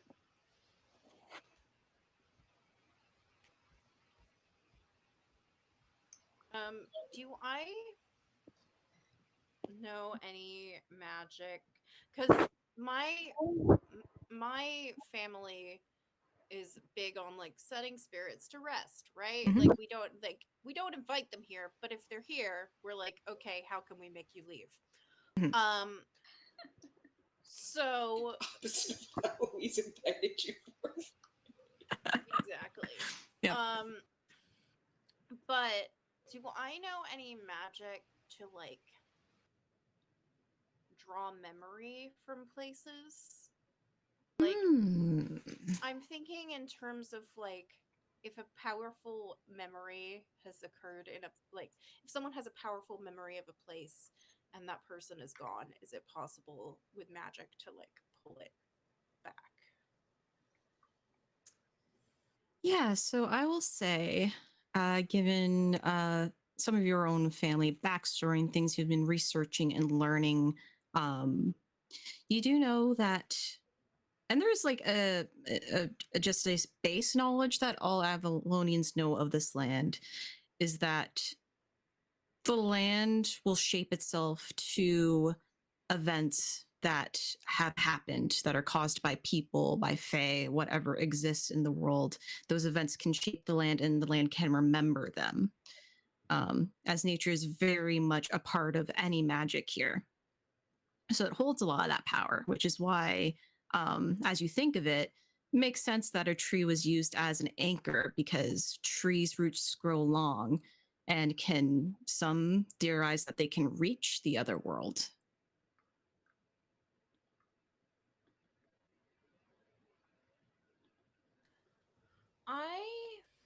Okay. Nature magic. Yo, druid. Oh, Hello. you seem like he's there, like having like a tankard and not quite slosh, but he is like sort of like swaying. He's like, oh, yes, yes, laity, yes, yes, Maybe some coffee for the hail. druid. Yeah. I'm fine. It's a Mm. party. It's a great party. Full of ghosts Fantastic. in So the best possible different. way. I love it. Yes. Can learn a lot. Okay. So maybe after you've slept, do you want to like do a thing? I love doing things. Yes, my lady. Yes. He's like always like starting to go off to the side before righting himself again. Okay, maybe like sit down. I think that Neva's gonna turn to the group and go, well, maybe he'll be better off tomorrow to do like a communing with the land situation. Eloise is I going to thi- call for her sister and see if she has anything to kind of like essentially like herbs or like a tea or something that will help this man out. So you go call for your sister. And is it Isolt you're calling for, right? Isolt is the sister, and Evane is their cousin. So you do catch Isolt in a moment where you're seeing her like stuff tarts in her mouth, and then she hears her name, looks at you, is like, oh shit, before she turns around and packs the tarts away, brushes off her dress, and is like, so what's going on? How can I help you? I didn't eat a ton of tarts. First of all, leave some for me. There's some, and it's not just me. Both of you. Leave some for me, and I don't know, our ancestors. I mean, and she like gestures to the altars, like, we gave them some. They're fine. I'm sure They're getting they would more food want. than I am. What do you want? Do you have any medicines for this lovely druid here to maybe help counteract the effects of the drinks that he has been having? And the druid's just like going, I was like, no, I'm fine. Just, my lady, just tell me what I need to do. I'm sure it's fine. I can handle it. And Isolt's just like, might have super strong smelling salts. I have seen slaps do miracle work, though. Perfect. May I slap your druid? I mean, I'm not the one you need to ask consent from. I know, but I also don't. I'm gonna ask both of you. I mean, like, it's totally up to him. I mean, he might be into that, so go for it. I'm gonna turn to the druid. Excuse me. My sir. lady doesn't know my kinks. That's. Doth protest. Oh, okay, flustered. Whew. It must be the drink. What? May I Just slap you feed him to some see bread. if this wakes you up a bit more? Bread sounds nice. Here's some bread. Like kind of takes it, eats a little bit. You know what? Let's do a roll. Let's do a roll. See if you can convince this poor man that you can slap him. Always please slap Slap him one to person per sobriety. campaign. Yes. Per episode. Just one per episode. So how do you want to do this? Do you want to be more convincing with wit, or do you want to go more just into it with your prowess or vigor? I'm gonna go wit because that's what I have a good one for. All right. All right, so I'm rolling a d20, right? Yes. You want to roll at or below your number. I roll below. Oh my All god. right. So like he's slowly munching the bread, and I mean, you did give me permission in Discord, so there it is. Here's your one flirt for this episode. And it sort of like raises an eyebrow at you. Well, my lady. I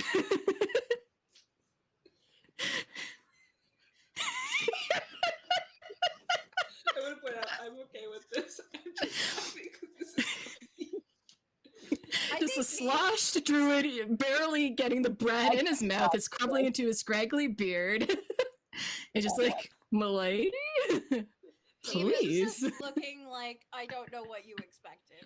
Like, Eloise just turns to her sister. Kind of grab this. The one. full hair Okay. covering is in character, not her to Turns to her sister. You kind of grab the smelling salts. Okay.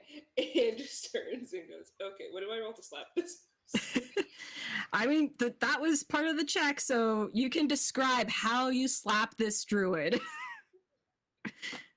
Respect to the druids, but for this moment, how you slap this drunken man. She just kind of smiles and goes, you might want to sit down, sir.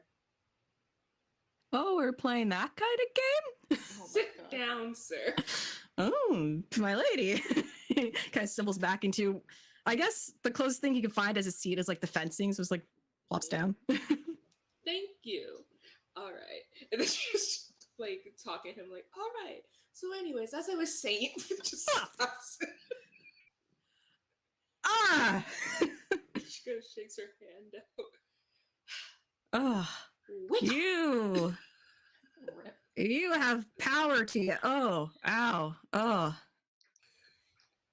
And then he just looks at Neve as like, I'm your druid. You made all the decisions here. This isn't my fault. You can just tell me. Okay, I left all of the decision making here to you. She really did. I was okay. just making sure this wasn't going to cause a fight between our fiefdoms before I checked with you.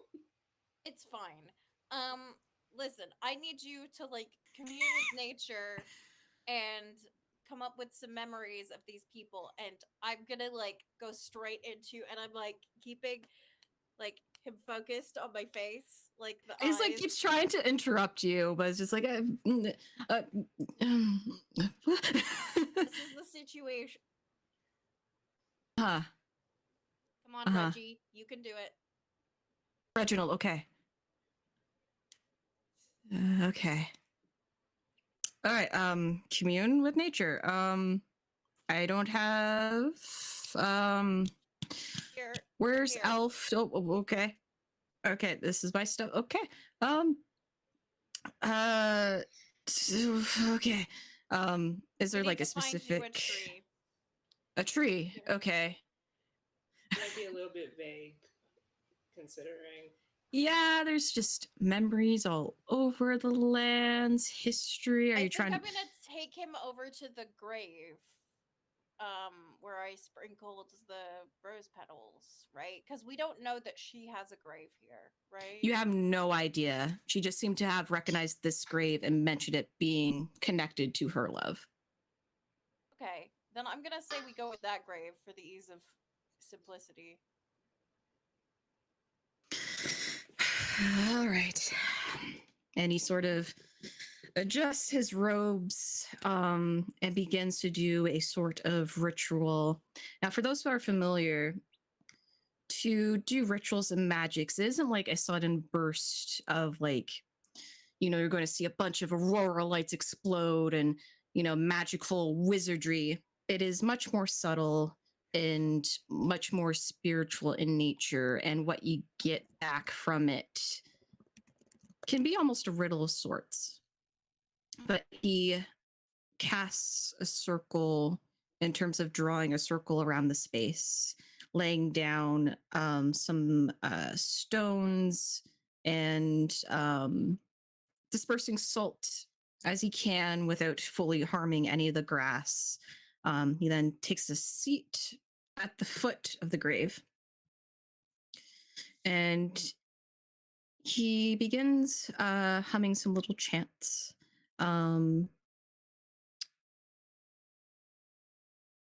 Before casting out some runes carved on bone and stone. And as he sort of focuses in and places a hand down on the ground, there's a pause. Even the wind is still in this moment. But for Neve and Heloise, just off in the distance, you catch sight of a black cat with bright orange eyes watching. No aggression, but of just a nod before it turns off into the woods, heading directly towards the mountains.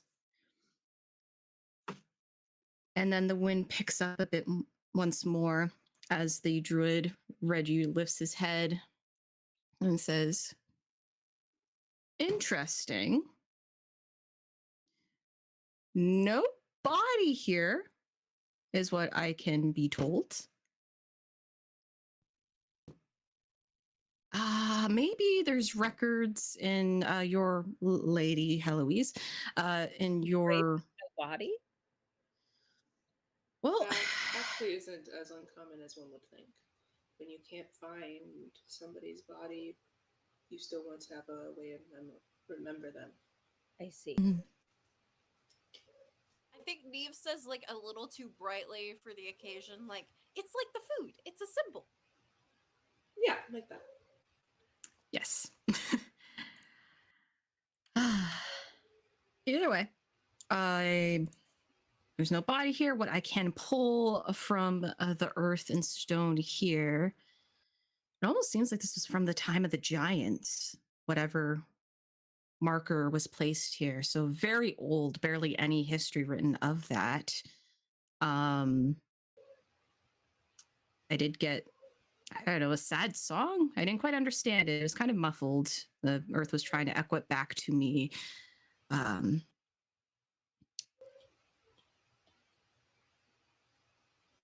I can try and pull a little deeper. Is there anything more specific you want me to ask? Did you sword? Okay.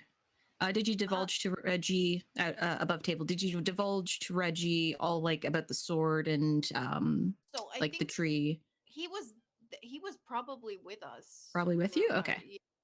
yeah. Although I don't know, maybe I just took my. Well, I guess I took a lore somebody, right? Well, So if- Elf followed you. Yeah, I think you just had Elf and your horse with you before you crossed. Oh, okay. Then I would have told him that there is an important weapon that we're looking for to be blessed to help with the problem. And I don't know that Heloise I would Okay. Heloise would tell him the names of the people connected to it. Okay, names very, very important. They help us discover things much better, more focused when we know a name. Which, don't ever give a Fae your name. And then he settles back down, refocuses, breathes in and out as he casts the stone and bone again. And after a few moments, he straightens back out from his slump. Okay. Didn't get much more about the couple.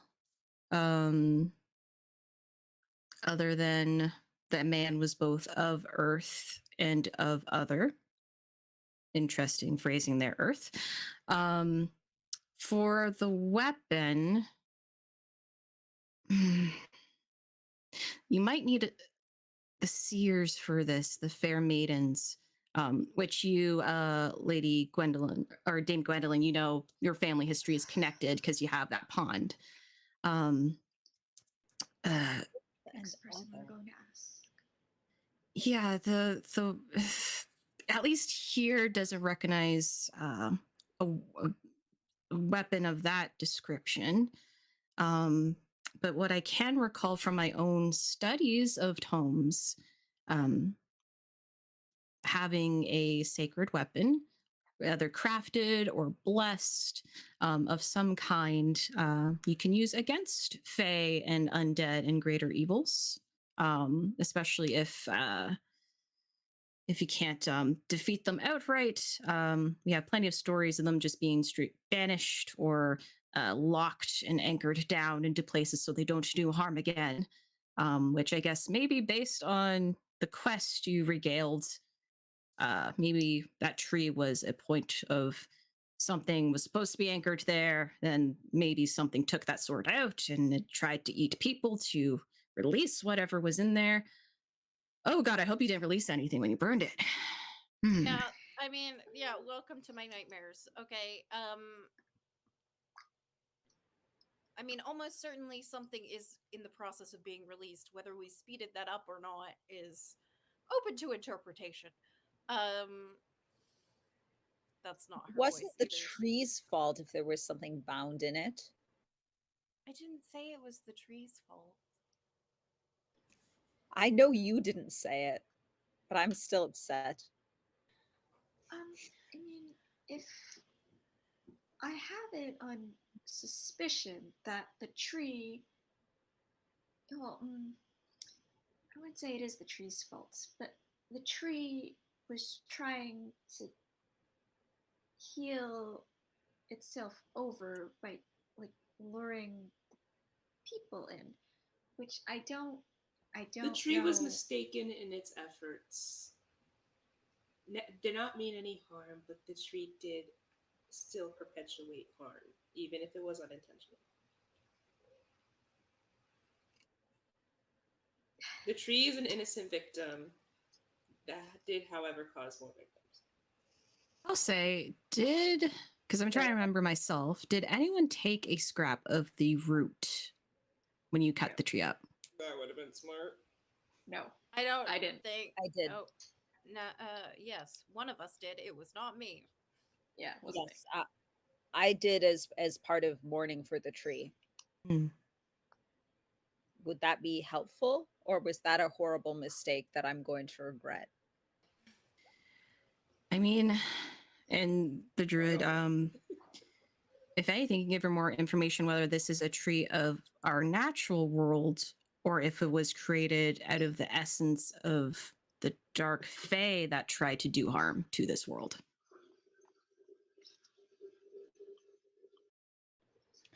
Well, you mute again.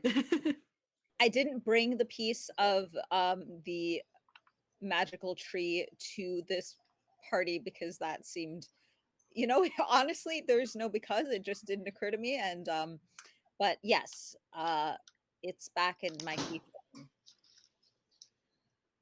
We could see if it has answers. Well, your fiefdom, I don't have the map in front of me, but your fiefdom is kind of on the way back to my fiefdom, right? All of the fiefdoms are on the way to yours because you're the farthest from Eloise. That's very true. Yeah. I have a real like Broadchurch vibe, standing on the cliffs. While we're here, I would like, have we run out of questions to ask the druid? Just I mean, before- until we have tree parts, I think. I would like to ask my dad, who's here. She's not really sure how to ask for we're not really here to be doing things, but Would you like me to ask? No, don't, please don't talk to my dad. She's like, Actually, Eloise is gonna turn to Isle and go, and you said I have no filter. They're just minor petting, like, please don't talk to him. Okay. She did not mean that as an insult. She just panicked and was like, no. Mhm. Very understandable. I don't know what he's doing right now, actually. But yeah, I've written like he is not. I get a sense like he doesn't usually like go out to do like questy things anymore these days. He had retired from like doing these sorts of things because of an old injury that had not healed well. Still very, I imagine, like still very like all like still very vigorous person. It's just doesn't really want to be going out, falling into rivers, that sort of thing. So I'm not sure where he is right now, but I will look for him. And yeah.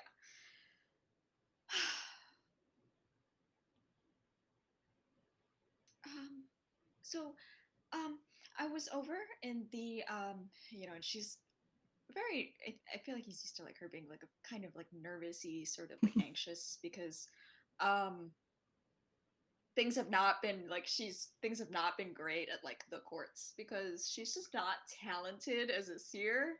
And I imagine he's been very, very patient with this, and he's been, but like not every but she's very like aware that like this is kind of stressful for him, that she's not great at the specific thing we're supposed to be good at.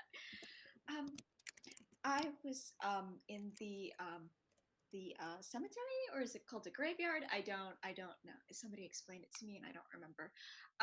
But I wanted. I think I have a quest. I have a quest. I saw a ghost, and I saw her again, and so I think I have like a quest, and I have how do you do the how do you find things in like a dream? How do you find them? Do you know? I mean, of course you know, but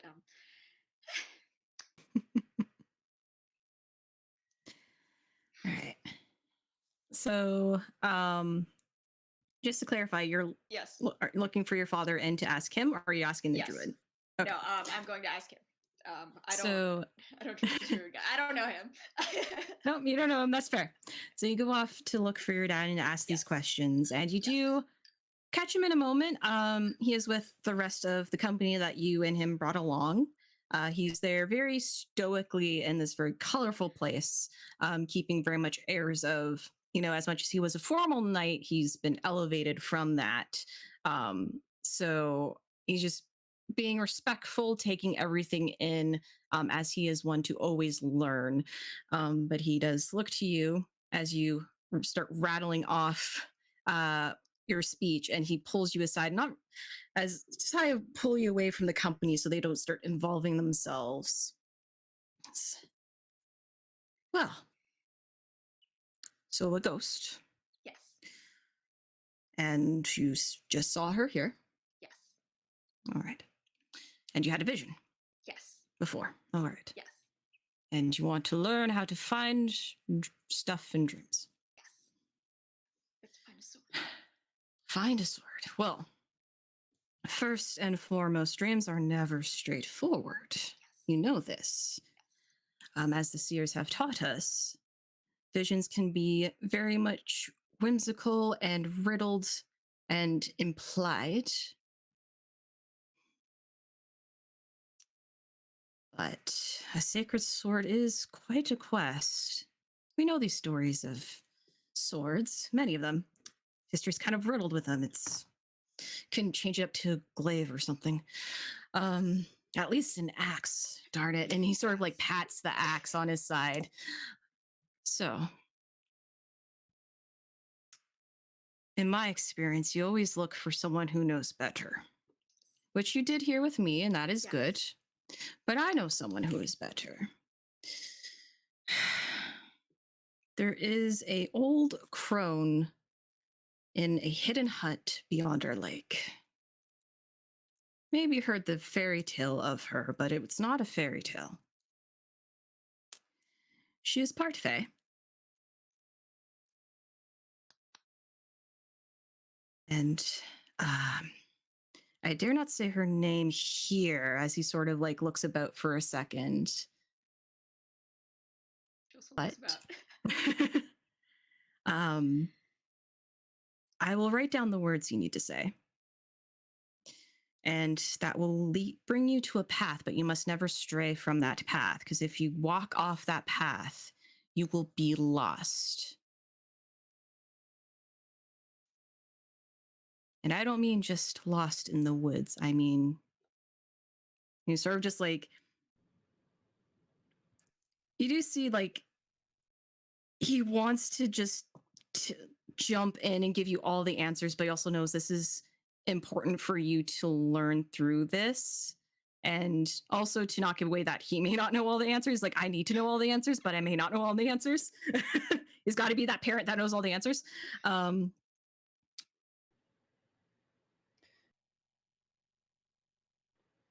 The moment Just- he said you can't stray from the path, Nasser was filled with such deep dread for Neve's safety. Yep. You're gonna have to get one of those things that's like the little loops on a rope. And you Just like carabine her clip to somebody. Yep. He says, this person, this woman was, I'm not quite sure of her age, but she was a sister of one of the first fair ladies of the lake. So it's very important, if you go see her, to give her the utmost respect. More than you give me. Okay? Does she like tarts?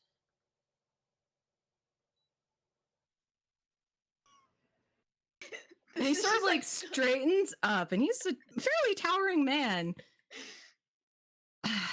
She's like glaring at you like, this is why I said don't talk to him. I'm just trying to find out what gifts would be most acceptable.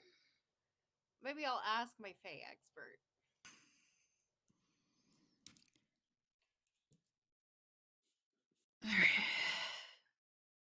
We have a festival as honored guests here.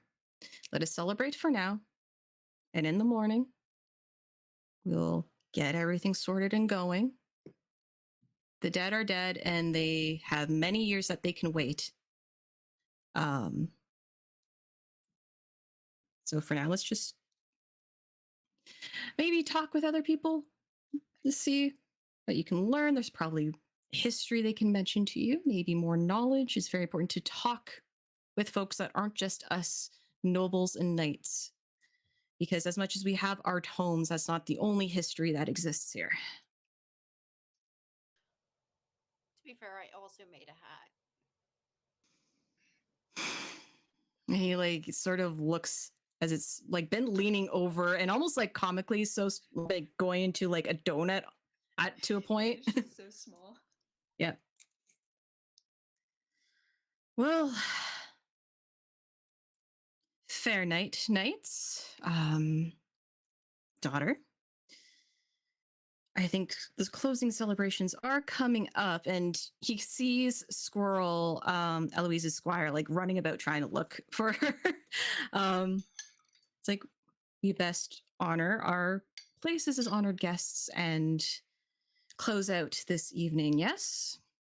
And he sort of like stresses that yes as take an authority position, Of course. but is like looking down at you, Gwendolyn. All right. Fair night. And he pivots off. Actually, before he goes, if she's gonna like really quiet, I said, "This is good, right? This is good." And for a sliver of a moment, you catch a half smile. Just like, you have a secret quest now.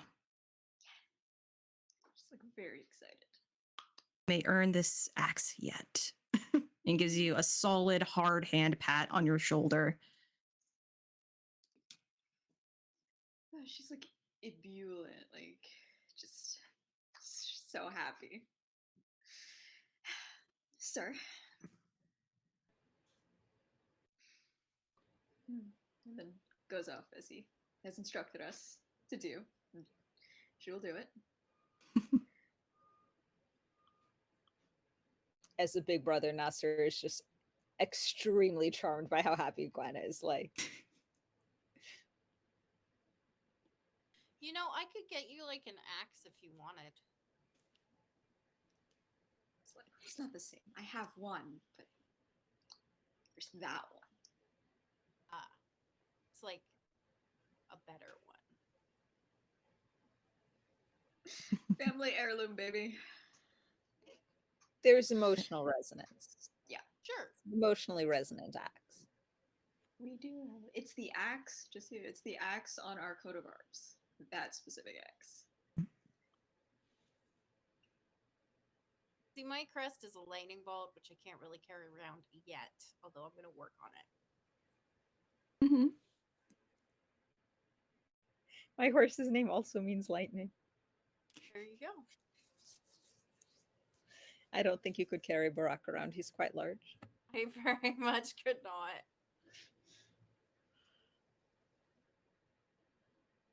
All right. So the night does progress. The families that were gathering up now going into their own homes, and those who are guests of the Heloise household are being brought to within their space, within their home. And of course, Squirrel or Squire has made sure everything was set up for each night in their company for the numbers that they were given. But is there anything more our knights want to do before they progress into our evening hours and enter in sort of a close? I don't think so. I think I'm pretty much. Neve has had a very stressful day, Mhm. and so is just going to like vibe with Jello shots for the rest of the evening. The equivalent of jealous shots. I mean, it's a fantasy world, right? We've created something that is Sure. spiritually, it's Jello shots. Yeah. Gwen, Oh, the choice of words. I come back to spiritual challenge. Yep. Yep. Sure do. Gwen is going to make a little like flower crown for Sagamore, even if she has to chase him around to get it on his head. That's what she's gonna do. Stop. No, stop. You wear No, it. God. just- No. I have one. She's gonna break it. Fine. Jeez. Get him to half smile once. Oh. Ooh. Nasser once again has gone through a lot of emotions, including but not limited to, oh God, there are so many people here, and absolute utter joy and "Ah!" So I think he's probably going to go find some musicians or people who are playing something instrumental, and he's going to just kind of sit and sing songs. And in my head, he's singing Shularun, which probably didn't exist yet. Um, but yeah, he's just kind of experiencing it, having Yeah. experiences. And it's a good moment. Everyone's just vibing with it. The music is strong and loud and joyous. You do catch like a small gaggle of some folks close to your age, kind of like eyeing you, watching as you sing and dance. And the couple of girls giggle if you look towards them, like, oh. But how does Lady Heloise close out this festivities for her king fiefdom here? So like the actual like for everybody or like Heloise specifically? Well, how does she want to approach it? Her family's given her full leeway to decide how these festivities, at least in this area, go. Traditionally, she would be expected to like give like a quick speech, say something for the dead, but she's kind of just drained. And she kind of just looks to her sister, her cousin, and it's like, I need one of you to take that for right now. I can't.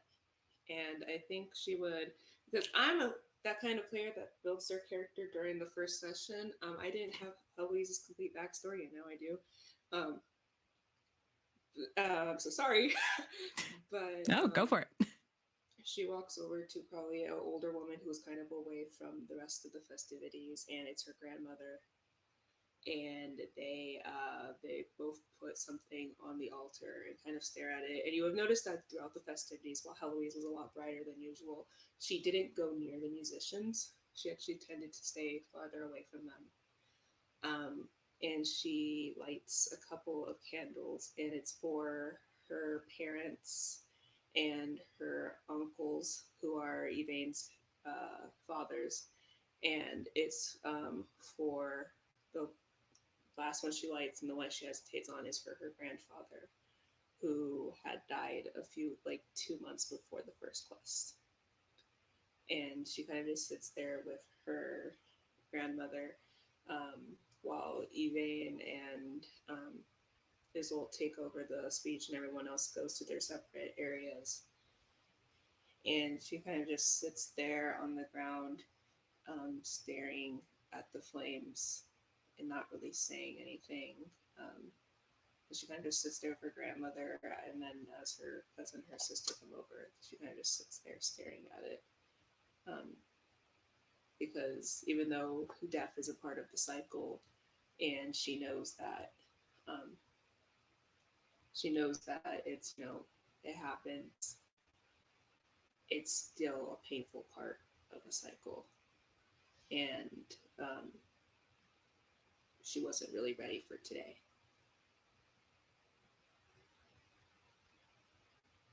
I do think also she would also want to quickly though like get up for a second and go over to Nasir. Shu shu shularu shuka sakera shuga kyu. Oh, hello. This can be out of this most. My sister handles the social things, so I don't know if this is okay. Okay, I don't know if this is okay. We call it our Day of the Dead. But more than anything, it's a day of loss in remembering those that we've lost. They don't need to be dead to be remembered and to be on the altars. And that's all I wanted to say. And she'll just kind of like nod, hand over like a piece of, like, not bread, but so like probably like just a flour or something, and go back to her family, and kind of just remember and mourn with them. Thank you. I think, yeah, Nasser takes the flower over to where Azade had initially went, and he, for people who are not nerds about old Irish songs, this is about a woman whose husband went off to war, so she's singing like walk away, walk calmly, but also walk back and come back to me. And this last line is, may you go safely, my darling. So he just sets it down and sings, Iskote tu momonislan, and then just kind of starts crying, but like in a very quiet way, not making a big fuss about it. And then he goes back, keeps singing with the people. Right. Well,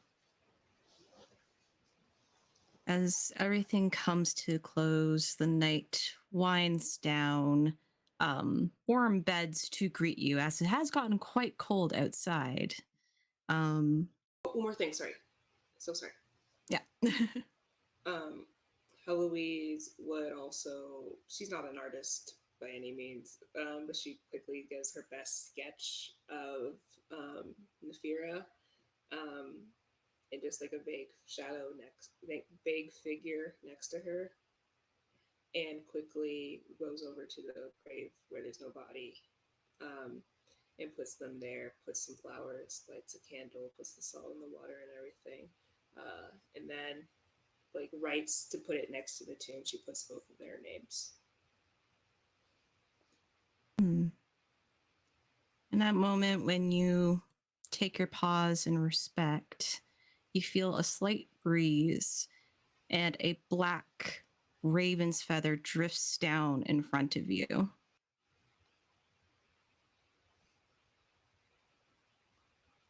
You weren't the spirit I wanted to see tonight, but I am so glad that I got to meet you, and now that your name is remembered.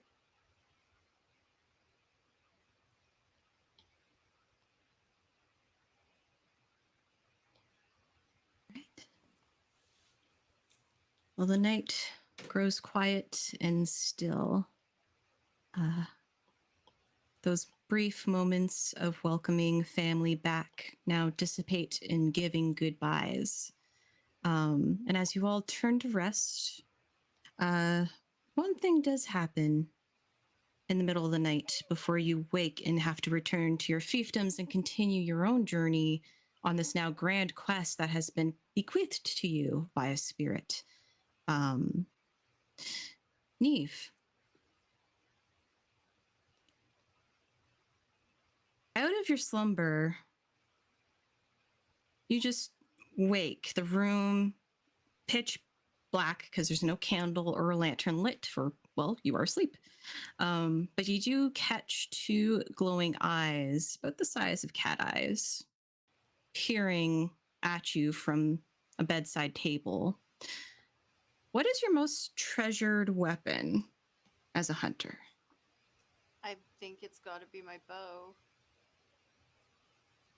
You watch as this cat pads over to your equipment, and you see it stop at your bow. And it looks over to you.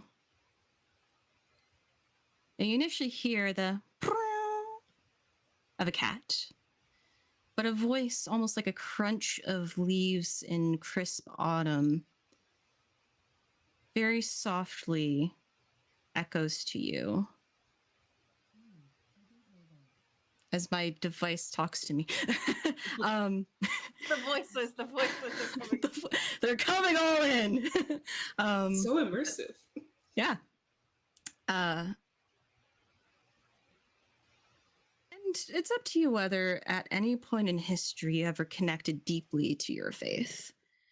But in your soul, you do feel like this has to be her.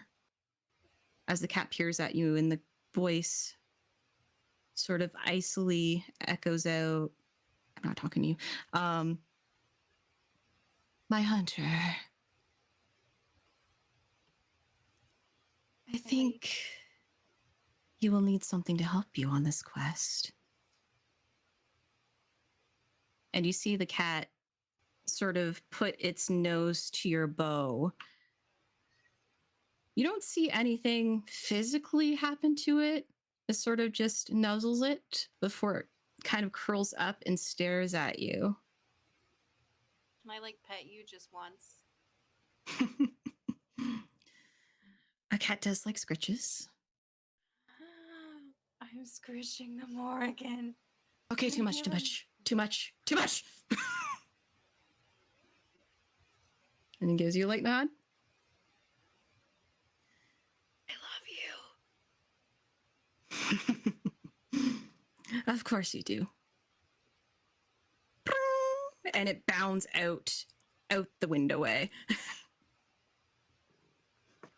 Both Nox and Heloise are freaking jealous I think like I know your passion is death. So it's like, you don't know. You don't know. It's fine. my bow. It doesn't feel different. Right? In the current moment, no.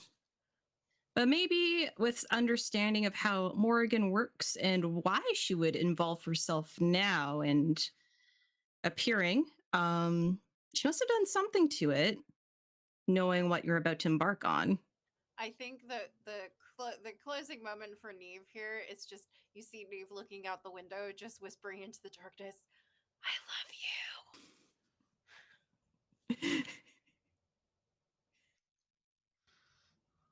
All right. So to close off our story tonight, it's interesting because the quest isn't quite done. You're on something much bigger. But let us briefly go into our fee phase and figure out for the moments of what it is you wish to do in the coming months, I guess, in preparation for this big quest. I totally remember how this works. Yes, so for my darling players, in the sheet I provided, there's a tab called Fee Phase. So you have your family affairs, your personal affairs, personal events, and then we can do the season's turn, though we're still sort of active, but this is just passage of time. And then you, depending on what you want to do, you can roll on the event tables. I sort of suggested this during the thing, but it's like I would like to spend my time trying to understand. Like I had Nasir had mentioned like there was like a whole like thing to do, like the ritual thing. So I would write at some point to Nasir asking like what was the thing that you had read and try to I assume it's also a language that I don't read, and try to find out like is there a name in here and what is it and if that's at all helpful to our current like quest. All right. So that sounds personal, like a personal affair. I know you have one major activity still going that you didn't beat. Yes. But I'll say because it is in the same line of research, because it's also trying to figure out, how the sword plays into all of this. Is it maybe the same type of fae? I'll allow you to actually just roll against that activity number. So you already have one against it. So you just need to roll 4 or better. I would ask Sophia was like, would Nasir provide that information or not? Which is okay. Yeah, Nasir wishes to get to the bottom of this. He's definitely still got some secrets around this. But yeah, I think he would provide the information, like as much information as he's able to provide in terms of the summoning. And he might have a conversation first with Gran and Azade about like how much should I tell her? I don't still, but yeah. I, Sophia, not I, Nasser, am enough of a nerd that I want to figure out a song that would be appropriate, but I'm gonna need some research. So just Oh yeah, pretend for now we'll that I gave pretend. you the song. Yeah. Yeah. And because of the whole like circumstances, I was just going to like outright abandon the previous thing because I'm like whole other thing. But Yeah. if they're related, I will still I think what did I roll last time? I rolled a You rolled a 1. I meant, Oh, like, for what your die. dice? Yeah, I think I rolled a d6 last time. Yeah. Um, And you're welcome to argue for better because when you are a lore master. yes. Um, I am going to argue for better because I think last time it was like because she kind of sucks at this, but she's feeling a lot better this week. yeah. This You're time. feeling more confident. After like the initial start with the ghost, you're now like, oh, I've been given a sacred quest here. Yeah. Me. And then you're remembering like you have the fair maidens, the maidens of the lake, your own division of Yes. sort of seers in your kingdom, that history, and being so close to your liege ladies domain as well. There's lots of things you can pull. Yeah, I'm going to say she's still not super great at this, so I'm just going to roll a d8. I'm only going to go 1 up. She is a lore master. She's feeling really confident about this. So I think she's not psyching herself out. So I think that's what's happening. Watch me still roll bad. Well, Oh, 6. Is that a 6. success? Amazing. Before it was a 5. Yeah, whatever it is. All right. So I will throw more into your personal docs. But for here, having now beat your activity number, yeah, you find research now becoming very naturally, whether it's just your confidence at this point or knowing like now you have the words to ask. You do learn that this is a very ancient language. It must have been passed verbally to Nasir for them to, or for him to know what this is, or even been given it. Chances are it may have been a Fae that did it. It's always an option on the table, or just someone that may not have known, but leaning to Fae. Of a name you're trying to pinpoint, it takes time to translate the text, the song.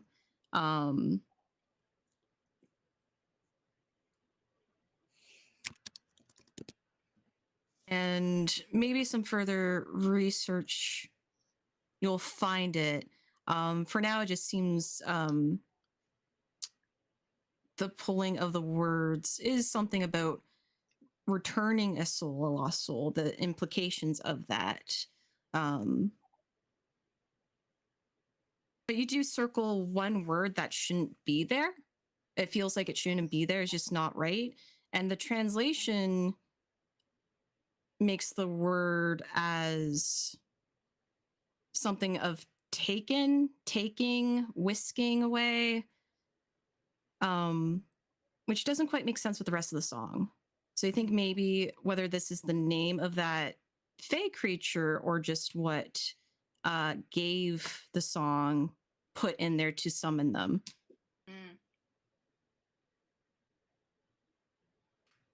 But now you also have a name to further research in connections to this. Now, above table, you're away next week, right? Yes, I'm away next week. I have some ideas on how to handle that. So we'll say, even though you now know the name, this is going to take you a much longer research period. It's now becoming very serious because now you're entering history that's beyond the written tomes. Yeah. Which means more footwork to talk to people. And, you talking to people. Yeah.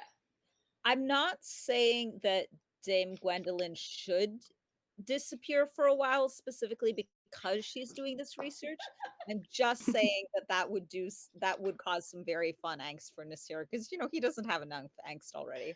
I gave her the thing and she disappeared too. It's Immediately. like, no, she did it. Never tell again. Would make sense. Vanessa's going to keep everything inside until I die. Yeah. All right. I So have let's rapid fire through as we're running out of time. Anyone else for what they wish to do within their fief time, personal time, family affairs? I'm gonna do personal, whatever it is, personal growth, whatever. Mhm. And I want to research research or explore, I guess, spiritually what I think the Morgan has granted me and how it would help. So I imagine this being a sort of combination of, okay, what gifts does the Morgan grant and has granted in the past, and also me being on a cliff being like, you should really tell me what you gave me. Well, you never get an answer to that one question. But through further research, yeah, so we will give you a activity number of, I would say 5, because learning about God Gifts is a typical lore in legend. So being able to Right. I want find to that also detail. work out why the Morgan might be interested in this right now specifically is my Mhm. is my other thing. So I'm rolling. I would like to argue for a D8 because Morgan. Okay. Yeah, because Morgan. I rolled an 8. Is that bad? No, so on you for these kind of rules, you have to beat the activity Oh, number, which okay. was a I 5. did So okay. yeah, you did beat it. In terms of why Morgan would have done it, all written history and faith and druid tellers, all of it would tell you we don't really fully understand Morgan in that way. But if she made special interest upon somebody, it could be because she sees a thread that could bring a type of undeath that she doesn't want, Mm, that disrupts her cycle. And that is a no-no. don't care for that. But for further research, I will send to you in your document. All right. Anyone else? I think Nasir is, hoping that this gets his husband back, at which point he wants to go home, but he also feels kind of terrible about the idea of abandoning his fiefdom because I think the last knight in charge just sort of didn't care about it at all. So I think he's really prioritizing like making sure that there's good grain storage for the winter, making sure everyone has enough medicine, maybe trying to create some kind of centralized like hospital or whatever the equivalent of a hospital was at the time of just like if I leave, it will be okay. Okay, so I'll put this under a personal affair as something you are working to over time. This will take a bit longer. Yeah. As you are now directing other people trying to build the storage supplies and such. So I'll say this is probably closer to a N of 10. So it may not be 100% this phase, but you might be able to get it completed by next. So you can argue what die you want to roll. I think I'm probably rolling a d6. Like, I don't think he has any special expertise in this, but I don't think he's crap at it either. Okay. 6. I got a 4. All right. So the beginnings are happening for sure. And yeah, the people of your fiefdom are excited of the extra attention you're providing in these moments. So they are excited to be able to set up more storage, prepare for the winters, and having that focus upon them. So we'll take a little bit more time to get it 100% settled before you decide to take your leave and put someone else in charge of this area. But at least you got a good solid foundation to build off of. Yay. And I will write and let you know what more and what does that mean for your fiefdom. And finally, Heloise. I'm not sure what Heloise would focus on because I feel like at this point she probably feels like she is in fact the least useful member of the quest. Oh. Because this seems to be a bit more magical. You're so everyone, useful. You every- are. everyone, Heloise. Um, she's probably like, yeah, like I know a lot about death, and yeah, but she also feels like at this point the reason that she's involved at for any reason is solely because her fiefdom's right there. That this happened on what used to be her family's land, or what is her family's land, but used to be where they were. So I feel like she's torn between her doing something with her family or her trying to learn some form of magic. Mm. So that way she could be like in case of trouble. Because she's very much Okay. like, if you know, like people who are like, they take in every piece of knowledge so that they can be ready for like any situation. Like me, Knox as a kid read like every emergency survival Mhm. book that there was, even though I was nowhere near an emergency like mountain situation or anything like that. Um, I feel like she's probably trying to do that, but I also kind of want her to spend time with her family, so I'm not sure. Okay. Yeah, we'll throw it under personal affairs because family affairs, as written in the text, it's more of like you pick a family member and narrate something that's happening with them. Okay. So we'll say this is something more personal because it's focused on you. So to learn magic is a much harder activity. So this would be a AN of 10. Now you do have resources with you. A very long history with your family that does involve magics around dead, as some of them do it subtly to make sure the dead are at peace. If you wish to argue any further points to get a higher die, you're welcome to.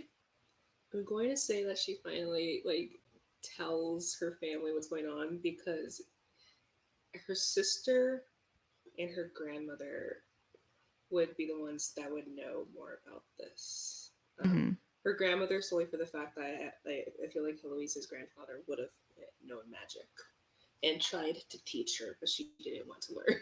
Yeah. It's sad. So I'm gonna say they're helping her Okay. to get a higher dice, please. Yeah. So, you want to roll a d10? Okay. I think. Okay. What's my number again? So you're trying to beat a 10. With a D10. If you want to say how much backstory your grandma has in terms of magic and understanding it, or if you have special druids of your faith, being Morgan, who can also aid you in this, Oh we yeah, can there's push it up definitely to druids 12. there. All right, we can push it to a 12. Okay. 9. Now That's a 6. I'll be clear. I always give you something regardless of whether you beat it because it is a beat over time. I will remind you that with the AN numbers. Yeah. So, yeah, 6. Excellent. So, yeah, you do begin the process of learning magics, how to gain those blessings of Morgan to feel more useful to not just for the party, but like more for your own intrinsic self. Maybe there's just things you don't quite realize about yourself that you do offer that everyone else sees. But you do begin that research. Your grandma, very happy that you are willing to learn the rituals and the methods that is passed down through your family. So you do have a good headway, whether it's your strong focus or just that desperate need to learn. But what further things you do learn from that and the sort of rituals you can employ, I will write that to you. Awesome. So again, we've run out of time. We're over time. We just love our roleplay here. So let's do a proper close here. My dearest knights, let's one by one say who you are, where we can find you. Let's start with Julie. Hi, it's me. You can find me at Oh Look It's Jilly, most places on the internet. I will be playing. Well, I'm here on Mondays, obviously. On Thursday, I will be playing Burnaway with Natalie on Horde of Tales. Um, on a day that is Friday, I will be on Exquisite Corpse Presents playing the second session of Ready Set Bake, which is Kel's Kitchen, and I am having a great time with that. It's a good time. I will also be at Big Bad Con starting next week, which I will have to eventually pack for. Um, Yep, I feel that. that is a thing that will need to happen. And then everything after Big Bad Con sort of exists in a quantum state that I don't have to think about yet. So that is where my timeline ends. I'm right gonna make now. you start thinking about it. Actually, I mean, listen, that Huh? like we don't restart masks for like 3 weeks. yeah, that's the thing. Yes. Yep. Yes, that's me. The end. All right. Since you spoke up, Nox. Hey y'all, I'm Nox, she, her. You can find me on Twitter, TikTok, Instagram, Blue Sky, Noxternal_7. On Tuesday, tomorrow, oh no, I said Tuesday. Tomorrow, I have the first episode of Old Gods of Appalachia over on Girls Run These Worlds. I'm going to be a broke grad student slash TikTok influencer. If you know Latinos Against Spooky Shit on TikTok, that's kind of the vibes. Elena, and so I'm very excited. She's trying to get a Dr. Pepper sponsorship. And so that's tomorrow at 8 p.m. Eastern Standard Time. Wednesday at 8 p.m. Eastern Standard Time, I'm over on the Initiative Order playing Inferno, where I play a pagan named Alma. They're currently in the 6th Circle of Hell. She's going through it. She's slowly getting her memories back, found out that she's the reason her husband was killed, and just remembered that she has 3 daughters. So it is a lot going on with Alma. She's great. I love her. And then yeah, that's me for the week. I am going to hopefully be having stuff come up on my own Twitch channel. I just need somebody else to run tech because my laptop is struggling. Oh, and I have a start playing. I'm going to be posting games over there to start running soon. So if you want to be in games, I'm going to have a mask game over there. And I'm going to have a couple of other things. So yeah. Awesome. Thank you, Nox. Let's go to Gina. Hi, I'm Gina. You can find me on Twitter at _GinaPen. And I am here. I'm here. I'm doing this, except not next week because I'm going to a showing of The Ninth Hour. I don't know why I'm plugging that, but yeah, It's that's exciting. me. Yeah, stream The Ninth Hour. All right. Awesome. Thank you. And Sophia. Hi, I'm Sophia. I'm not muted this time. Yay. I am Swinging Storm on Twitter and Blue Sky. I am Storm Braining on Mastodon. I am Stormy Storyteller on TikTok. It's just look for variants of Storm, and then on Instagram I'm my real name, just to make everything confusing. This is the only actual play I'm in, as well as the first actual play that I've ever been in, but I'm having a lot of fun, so hopefully there will be more in the future. Yeah, this isn't really a game related thing necessarily, but if you're dealing with anxiety or burnout or want to explore your creativity or anything like that, I'm also a somatic therapist and I'm running a workshop on Saturday, and you can find that on any of the many social medias that I just stated. And there are a bunch of scholarships for people of color. So yeah. Amazing. I love it. Right. And I'm Natalie. I've been your GM for this tale tonight. Find me most places on the internet with Ghost Candle or Ghostly Candle on Twitch and YouTube. When I'm not here, I'm over on Girls Run These Worlds on Mondays at an earlier time playing Under the Floorboards. I'll be on Horde of Tales playing Burnaway. I also started running my own games on Start Playing. I have Ironsworn, which is happening tomorrow. So if you want to sign up, got spots. And I'm also going to be running the Humblewood campaign on Fridays. So check that out. And I will also be at Big Bad Con. So if you're going, I'm going. We can be friends, I guess. And then There so has much more been coming.